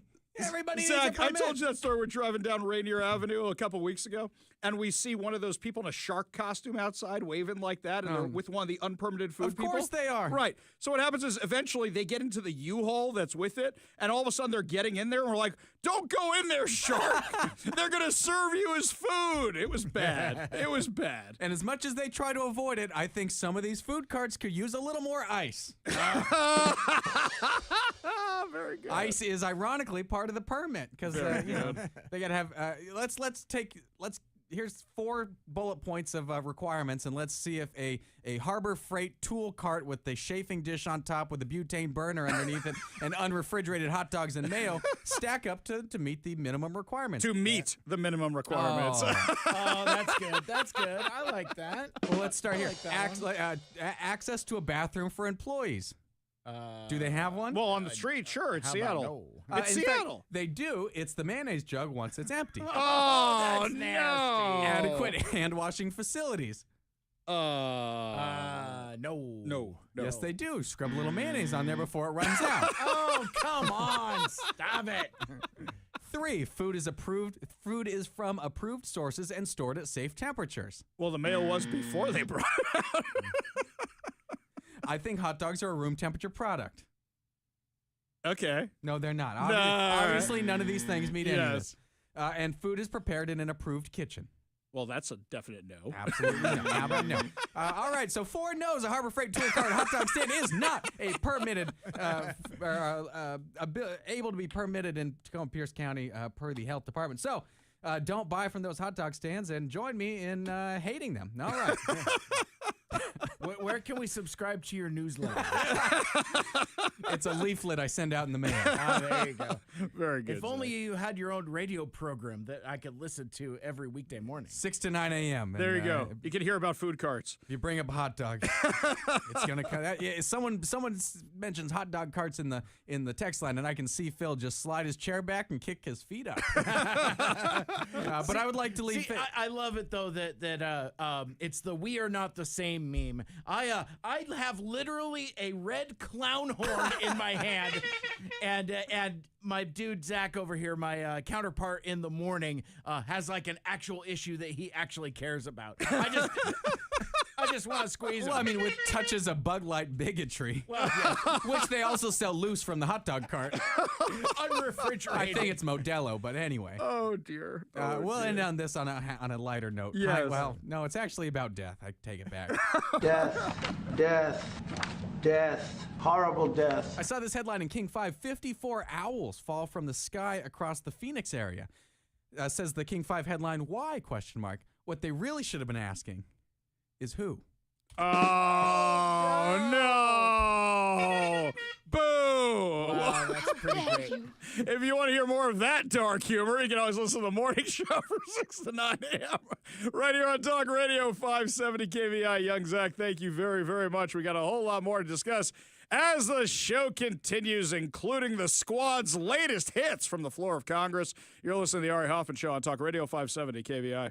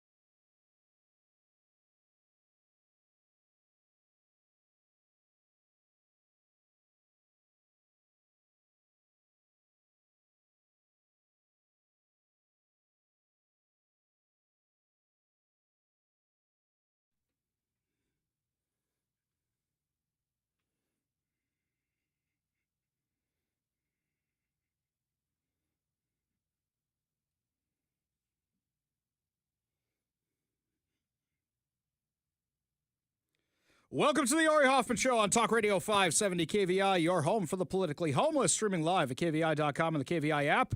If you want to be part of the most dangerous show on the airwaves, call or text the Warrior Injury Law Studio line at 206-421-5757. That's 206-421-5757. Coming up at 5:45, your chance to win fantabulous prizes, including a $50 Daniel's Broiler gift card, and your last chance to win tickets to The Who.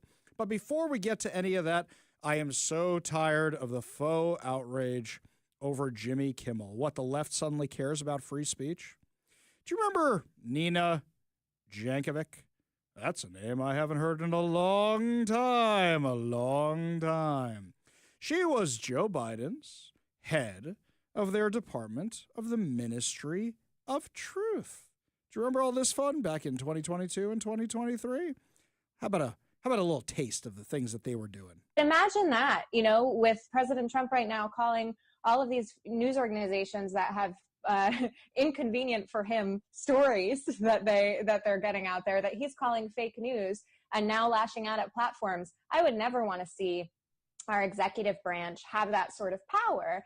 And that's why, the legislative process with our duly elected officials is really important, that sort of consultative rulemaking process. And we can't just govern by executive order anymore. I think I'll leave it there. I think the reverberations in the free speech space are huge. Not to mention, this is exactly what Section 230 was designed to do, to allow the platforms to enforce the standards on their own spaces.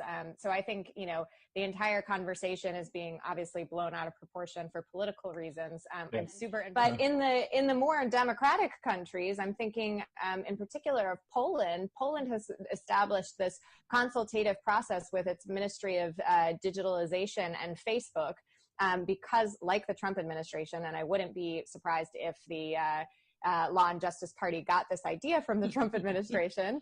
They believe that there's anti-conservative bias on Facebook, even though there have been multiple studies that prove otherwise.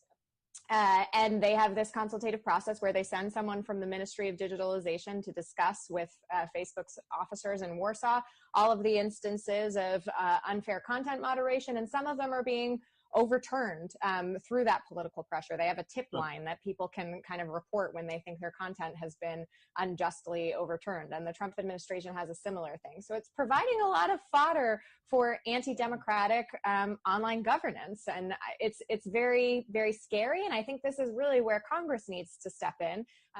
I think we're seeing cooperation ramp up on a number of levels. So I will be completely honest and say that my program at the Wilson Center is partially funded by Facebook. Hey, sorry. So hang on. You want to make sure somebody can't mess with free speech by controlling free speech, and then you're funded by Facebook to control free speech, but you're also working with the government to control free. I'm so confused. My head's about to explode. What's going on here? That wasn't her only pearl of wisdom. And I am eligible for it because I'm verified. But there are a lot of people who shouldn't be verified, who aren't, legit, in my opinion. I mean, they are real people, but they're not trustworthy. Anyway, so verified people can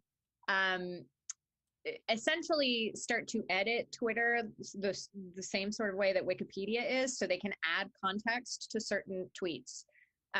So just as a easy example, not from any political standpoint, if President Trump were still on Twitter and tweeted a claim about voter fraud, someone could add context from one of the 60 lawsuits that went through the court, or something that an election official in one of the states said, perhaps your own Secretary of State and his news conferences, something like that.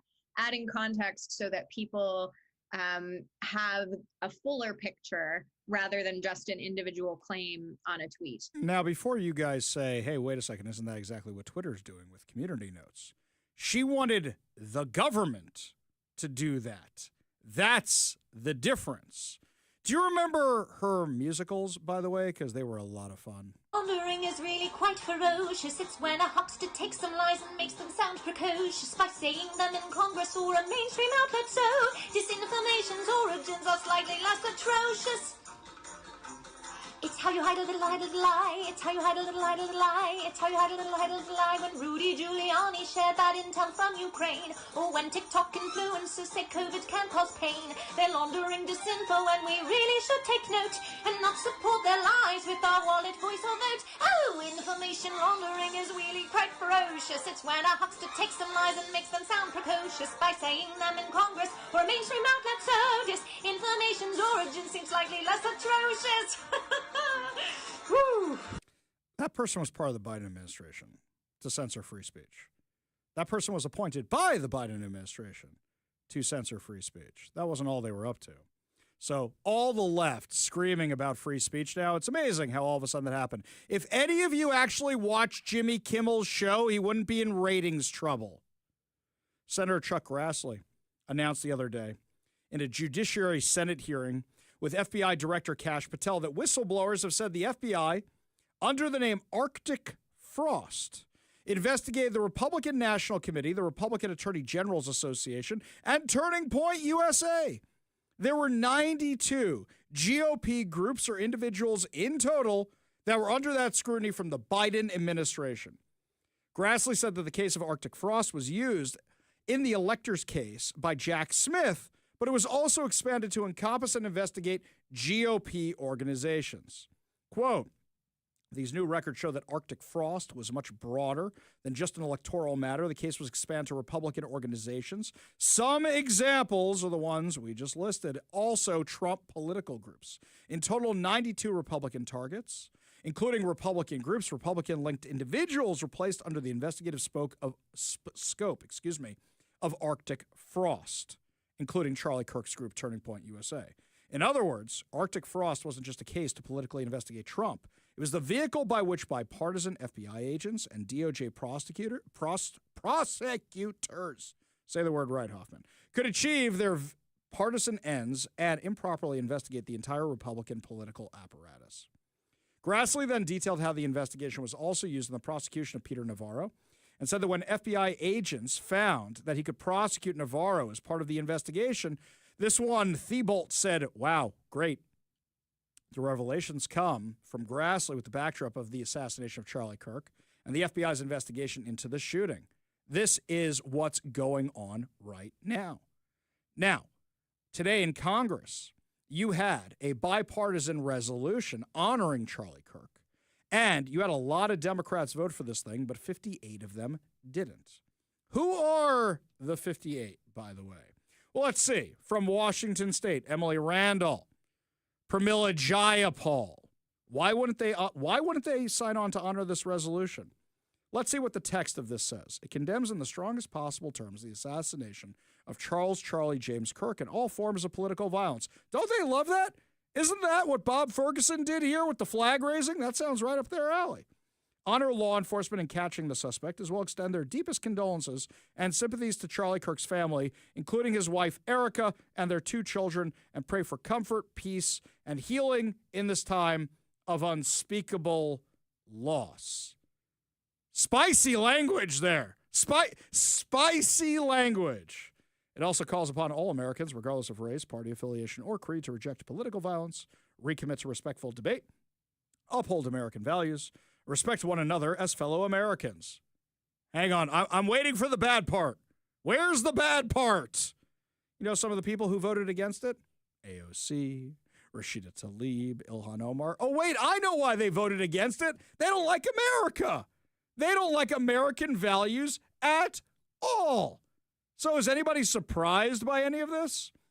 Rashida Tlaib had a full-on breakdown in Congress this week, once again doubling down on how all of us are fascists. Yes, this is really toning down the temperature, isn't it? And I think it's really important we need to stand up against this.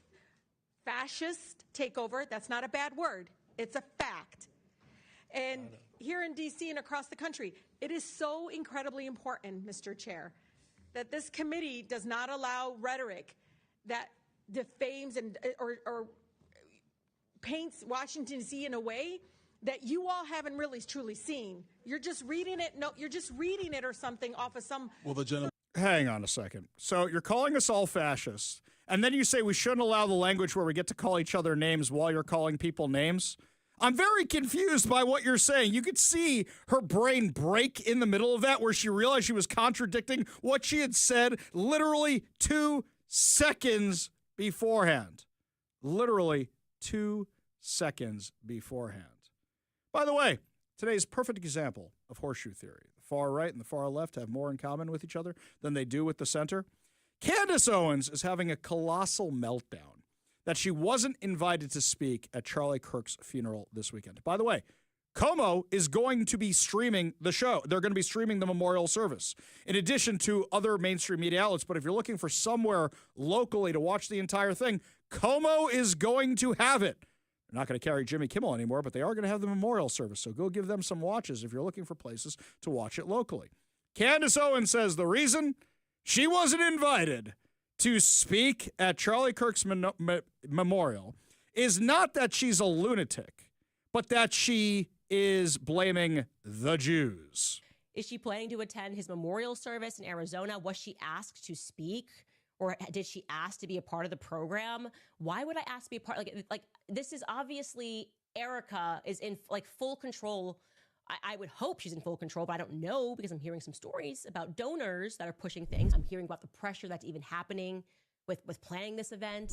And nope, you're right. You got me. I was not invited to speak alongside President Trump and J.D. Vance on the stage with Tucker Carlson at a memorial event. There's this memorial thing in Arizona, which is not a funeral. It's a memorial event. Okay, that is, by the way, in large part, from what I understand, being controlled by the White House. Trump is controlled by Zionists. So they're like baiting me here. Why would I be invited by anyone in... Oh, enough. Just to confirm, by the way, I think I messed up.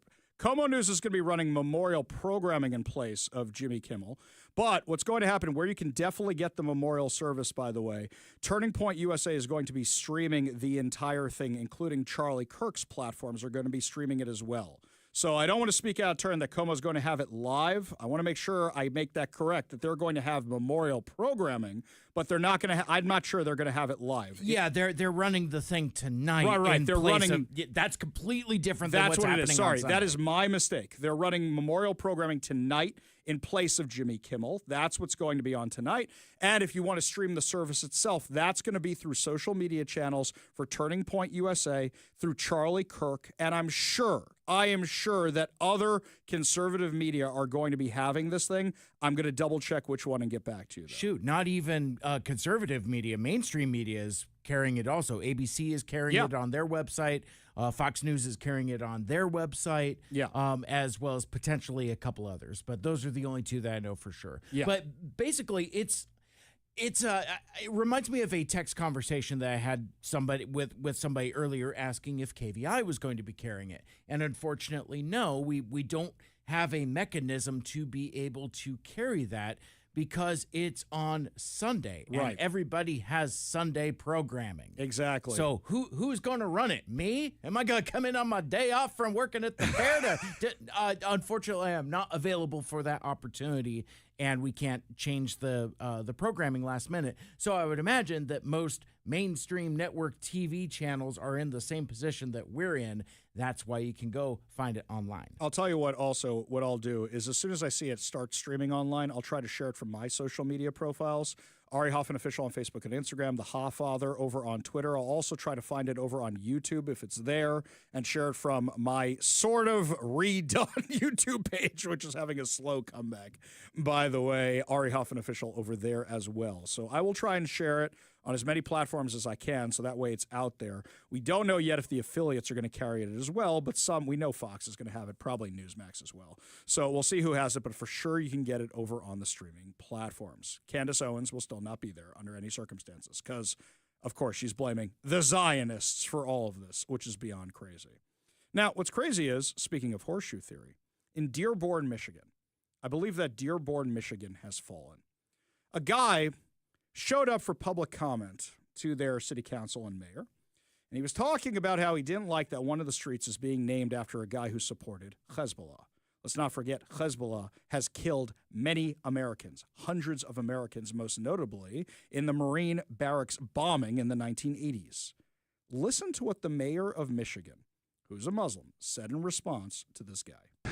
I mean, Hezbollah, bombed the embassy in Beirut, and including many Americans. So I just feel it's quite inappropriate. You are an Islamophobe, and although you live here, I want you to know, as mayor, you are not welcome here. And the day you move out of the city will be the day that I launch a parade celebrating the fact that you moved out of the city, because you are not somebody who believes in coexistence. Holy cow. Holy cow.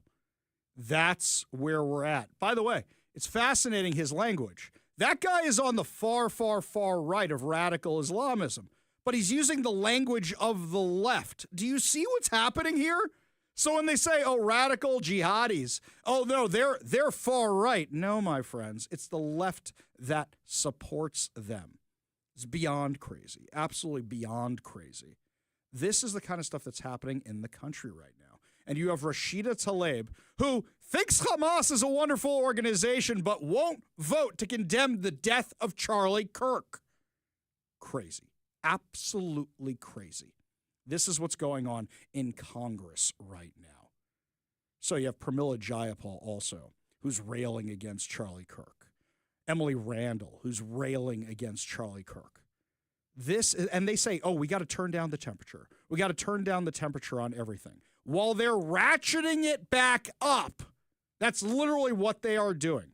Make no mistake about it. All this Jimmy Kimmel nonsense, what it is about they don't know what to do with their narrative, so now they're trying to say, wait, no, we got to reclaim free speech. And you're censoring Jimmy Kimmel. Not that his ratings sucked, but that's a conspiracy to get rid of Jimmy Kimmel. Hey, Mike, which network runs The View? Right, that's ABC and Disney. If Donald Trump wanted to shut down Liberal Speak, wouldn't that have been his first target? I noticed they were on air this week. Nobody's talking about canceling them because, shockingly, The View actually has good ratings, which is why they're not going anywhere. I think it's our fault. It's all the conservative social media people watching it to go, what click can we get outrage bait from today? I think we're the ones giving them the ratings.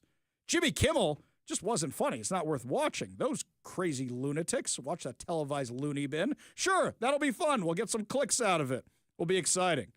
When we come back, my friends, got a story for you that unfortunately isn't getting a lot of news around here. Seattle Public Schools built a brand new, beautiful school building.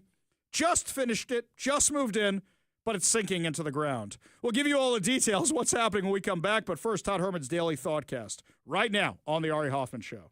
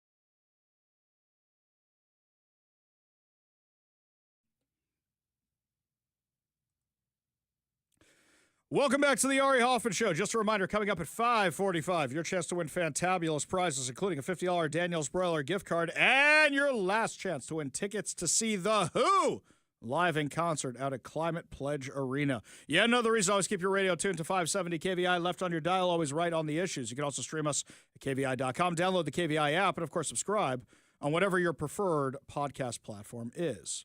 Rainier Beach High School is in my neighborhood, and I drive past it all the time. Rainier Beach High School just did a massive renovation. There is this thing they've been doing in Seattle Public Schools, as well as other school districts around here, where they say these buildings are aging. And by the way, they are.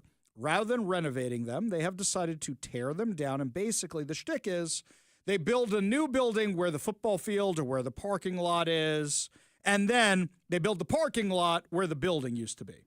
So right now, they have finished Rainier Beach High School. It is magnificent. They really did a magnificent job with it. It is gorgeous, and now they're in the middle of rebuilding the fields and rebuilding the parking lot. One little teensy tiny problem. This magnificent building, it's sinking.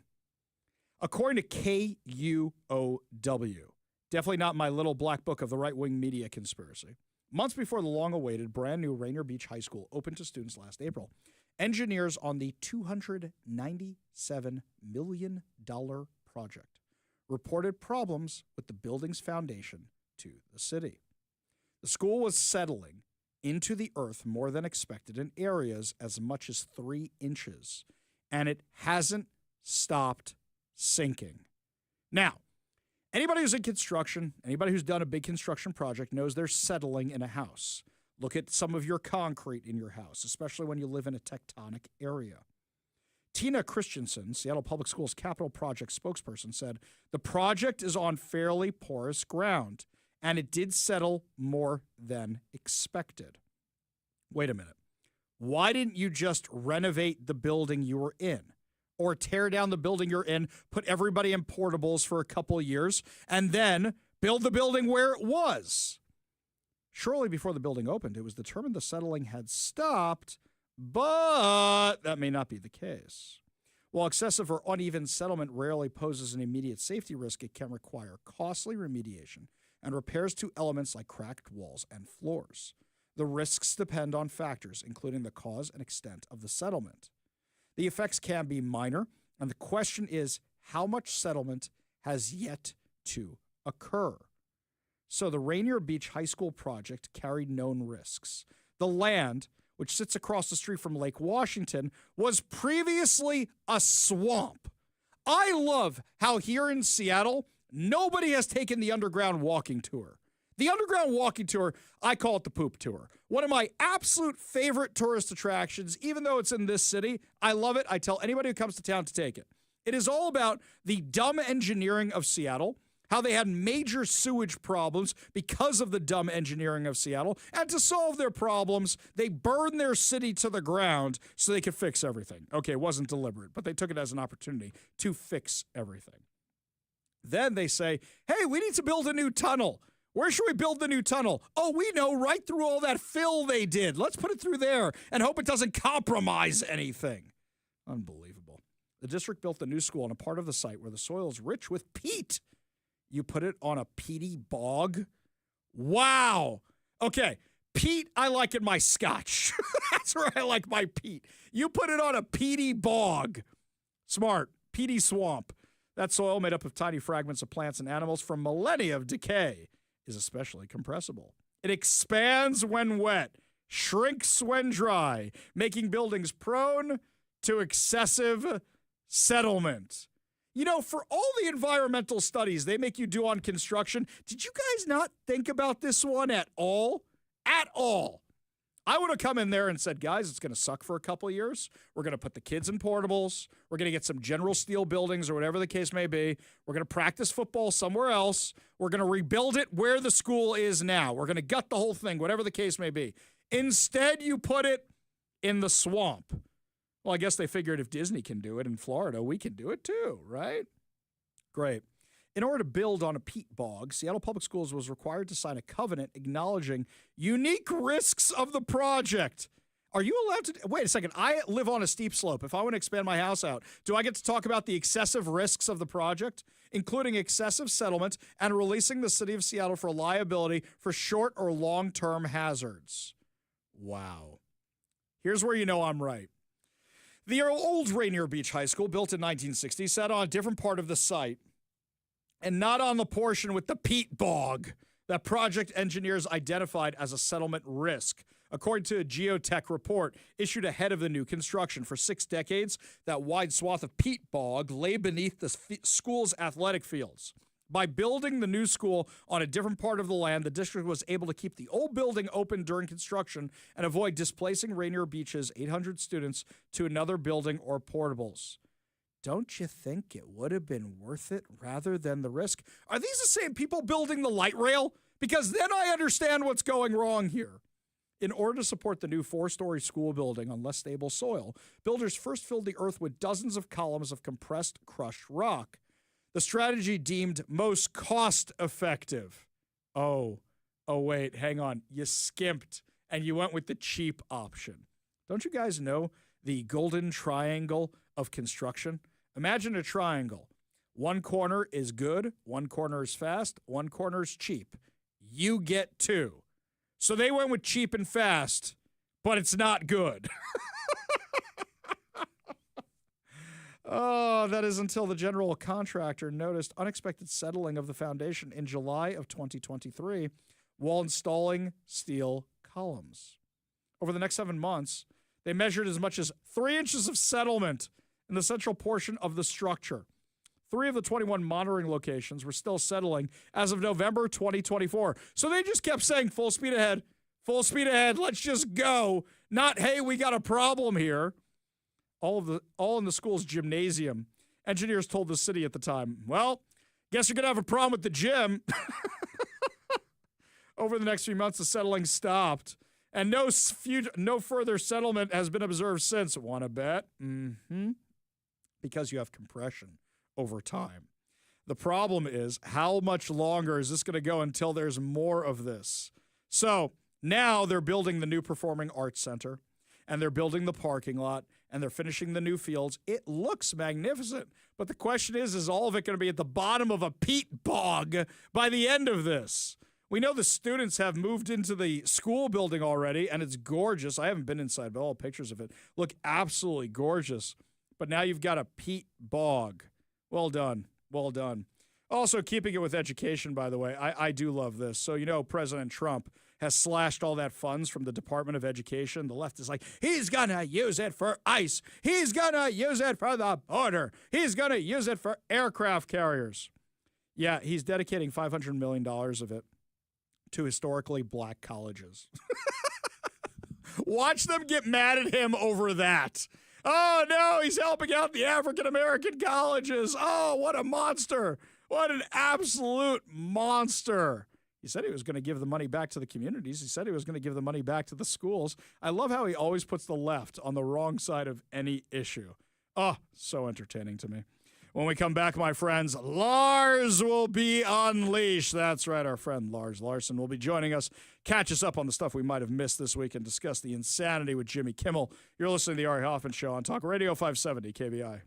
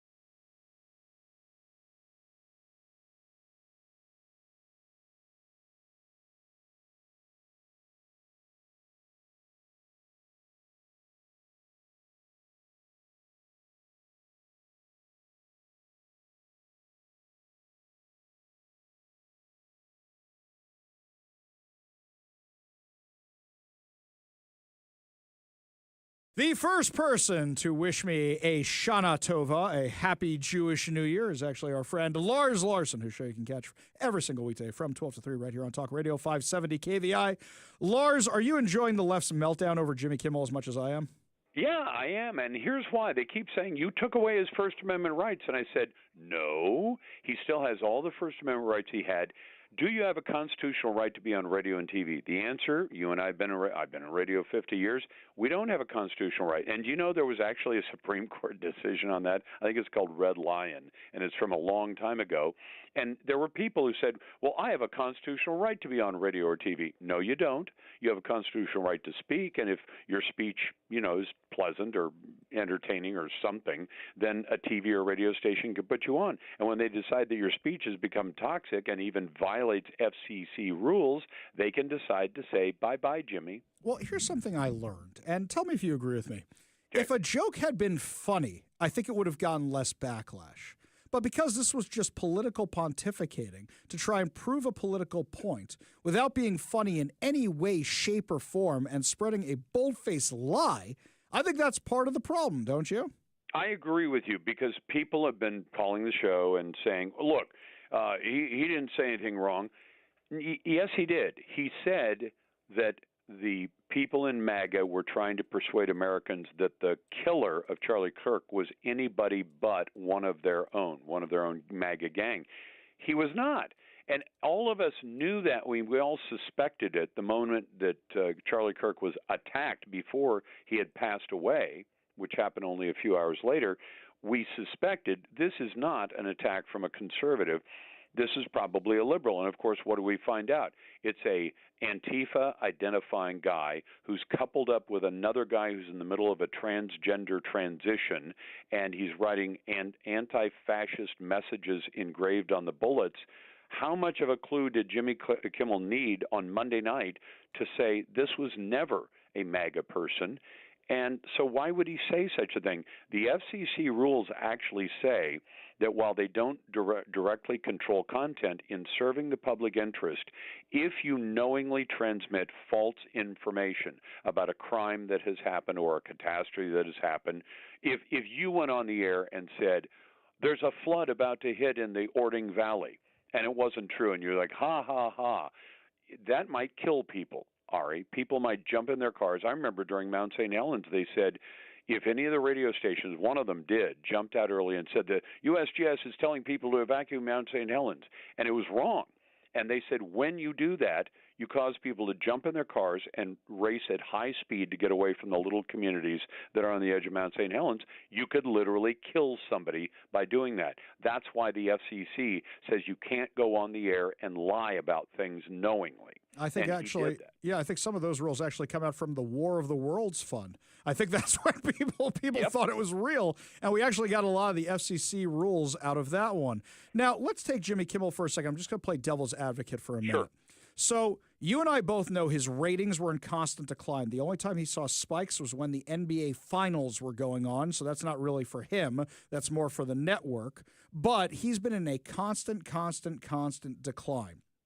Do you think that Trump muddied the waters a little bit by members of his administration chiming in on this? Because now we gave the left their talking points. Well, except that, I suspect, as you do, that his show is financially failing. We know that Colbert, they were spending $100 million a year and making $50. First clue, I'm not much of a finance guy, but if you earn $50 million and spend $50 million to earn the $50 million, you're going out of business. And that was the Stephen Colbert show. Do you think I'm right to suspect the same or similar numbers apply to the Kimmel show? Yes, I think that, but not just that. I'll add one more point. All those writers who weren't very funny, they probably don't deserve jobs anymore. No, they don't. And I'll tell you something else that's in the background.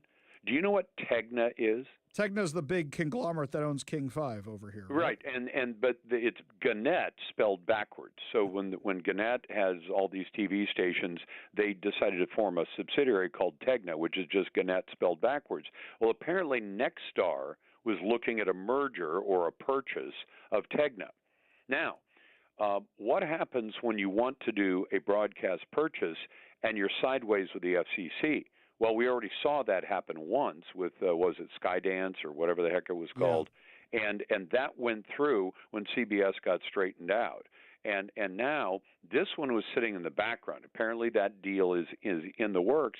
And here's ABC saying, we don't want anything to screw this deal up. It's probably a good deal financially. There's been a lot of consolidation. And if we have somebody who's on there breaking FCC rules, and this, I want people to understand how serious this is. This doesn't apply to cable. It doesn't apply to satellite. It doesn't apply to streaming. But since the FCC regulates the broadcast airwaves, if you violate the rules on the broadcast stations, that's why Nexstar, which owns or controls 32 or 30 of the biggest TV markets in their ABC affiliates, if their stations break the rules, their licenses can be held up, can even be canceled, and that would have been a disaster for Nexstar. So they said, we're not airing his show anymore.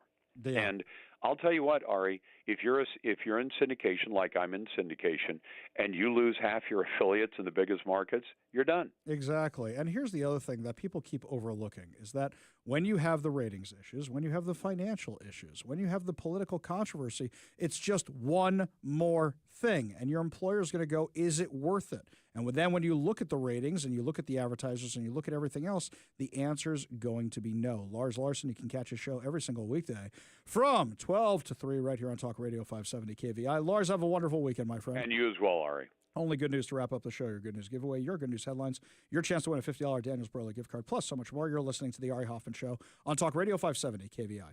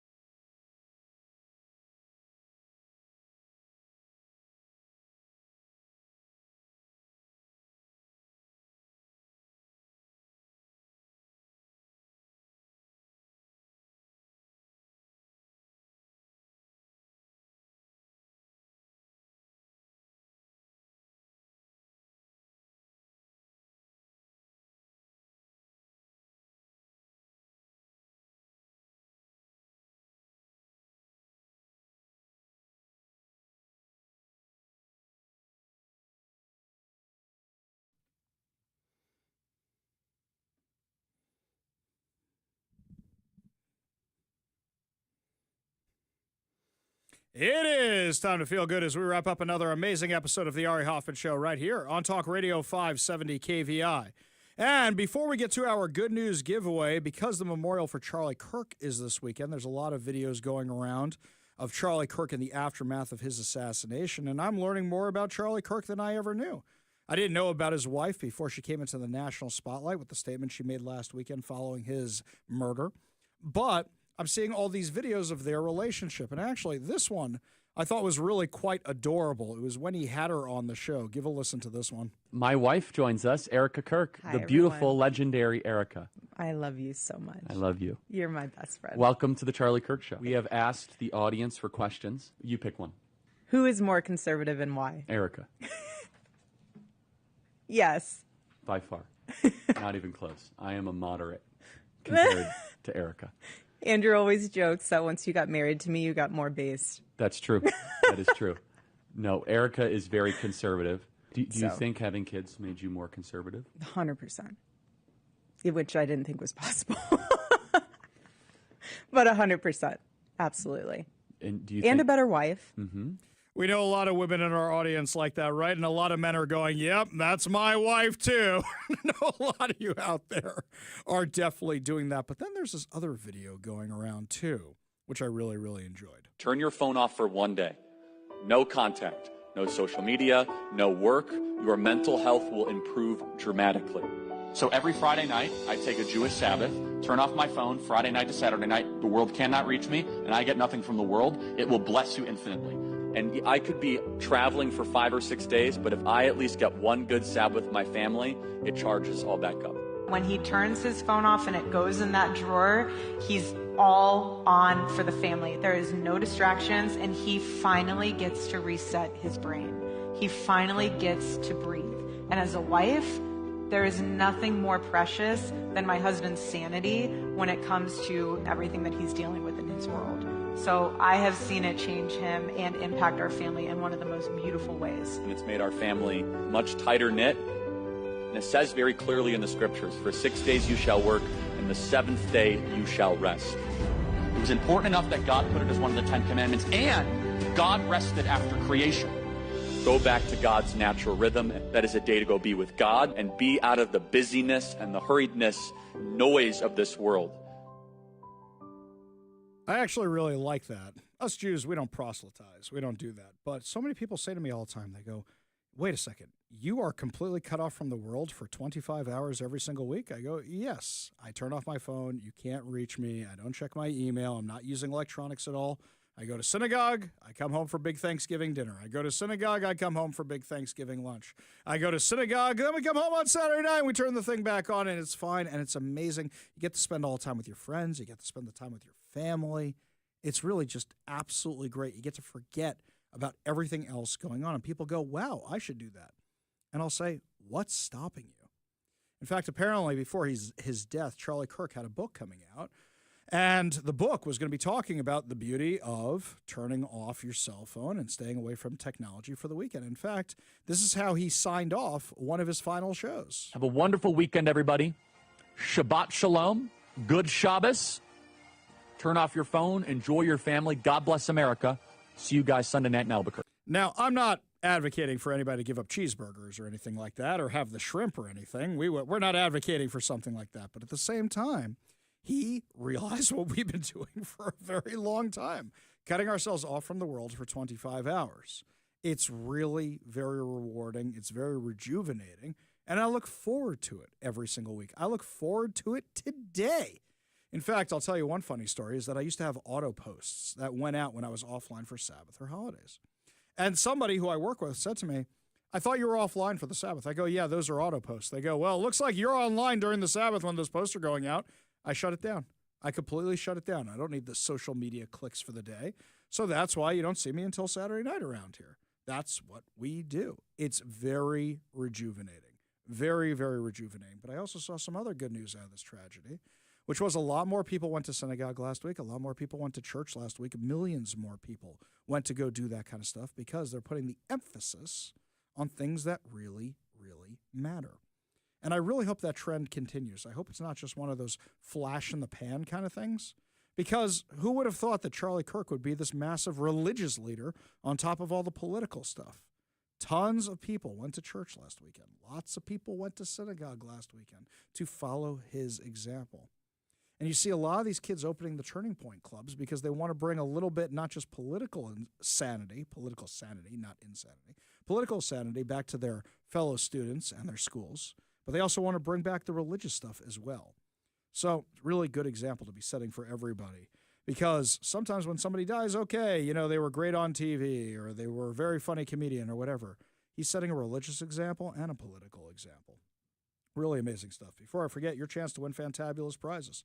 Today, we are giving away a $50 Daniel's Broiler gift card. Daniel's Broiler has been a Seattle favorite since 1980. Features prime steak and other specialties, including chicken and fresh seafood, as well as a selection of high-end spirits, wine, and cocktails. Daniel's Broiler is open now in Bellevue, downtown Seattle, Leschi, and South Lake Union with dine-in, takeout, and delivery. Check out danielsbroiler.com to reserve a table, place your takeout, delivery order, and more. We're also giving away a copy of 7 Steps to a Successful Retirement by Brian Evans of Madrona Financial and CPAs. Learn how to design your retirement to support your quality of life for 30-plus years from Brian Evans of Madrona Financial and CPAs, a local company working to help you grow deep financial roots so that future financial storms don't blow your life savings away. Visit madronafinancial.com for more information and discover how you can create a rooted wealth plan today. Last but certainly not least, we're giving away two tickets to see The Who live at Climate Pledge Arena on Thursday, September 25th. Get tickets now at Ticketmaster.com. All you have to do in order to win these fantabulous prizes is be caller number 10 at 206-421-5757. That's 206-421-5757. Caller number 10 win a $50 Daniel's Broiler gift card. A copy of 7 Steps to a Successful Retirement by Brian Evans of Madrona Financial and CPAs. And two tickets to The Who at Climate Pledge Arena on September 25th. Phone lines are open now. Give Mike a call for your chance to win at 206-421-5757. That's 206-421-5757. Well, that's going to do it for us this week, but don't forget, my friends, have a great Shabbos, a Shabbat Shalom, as Charlie used to say. Turn off your phones for the weekend. Have a wonderful weekend. We'll be back on Monday with more insane stories, more exciting guests, and, of course, more giveaways. You've been listening to The Ari Hoffman Show on Talk Radio 570 KVI.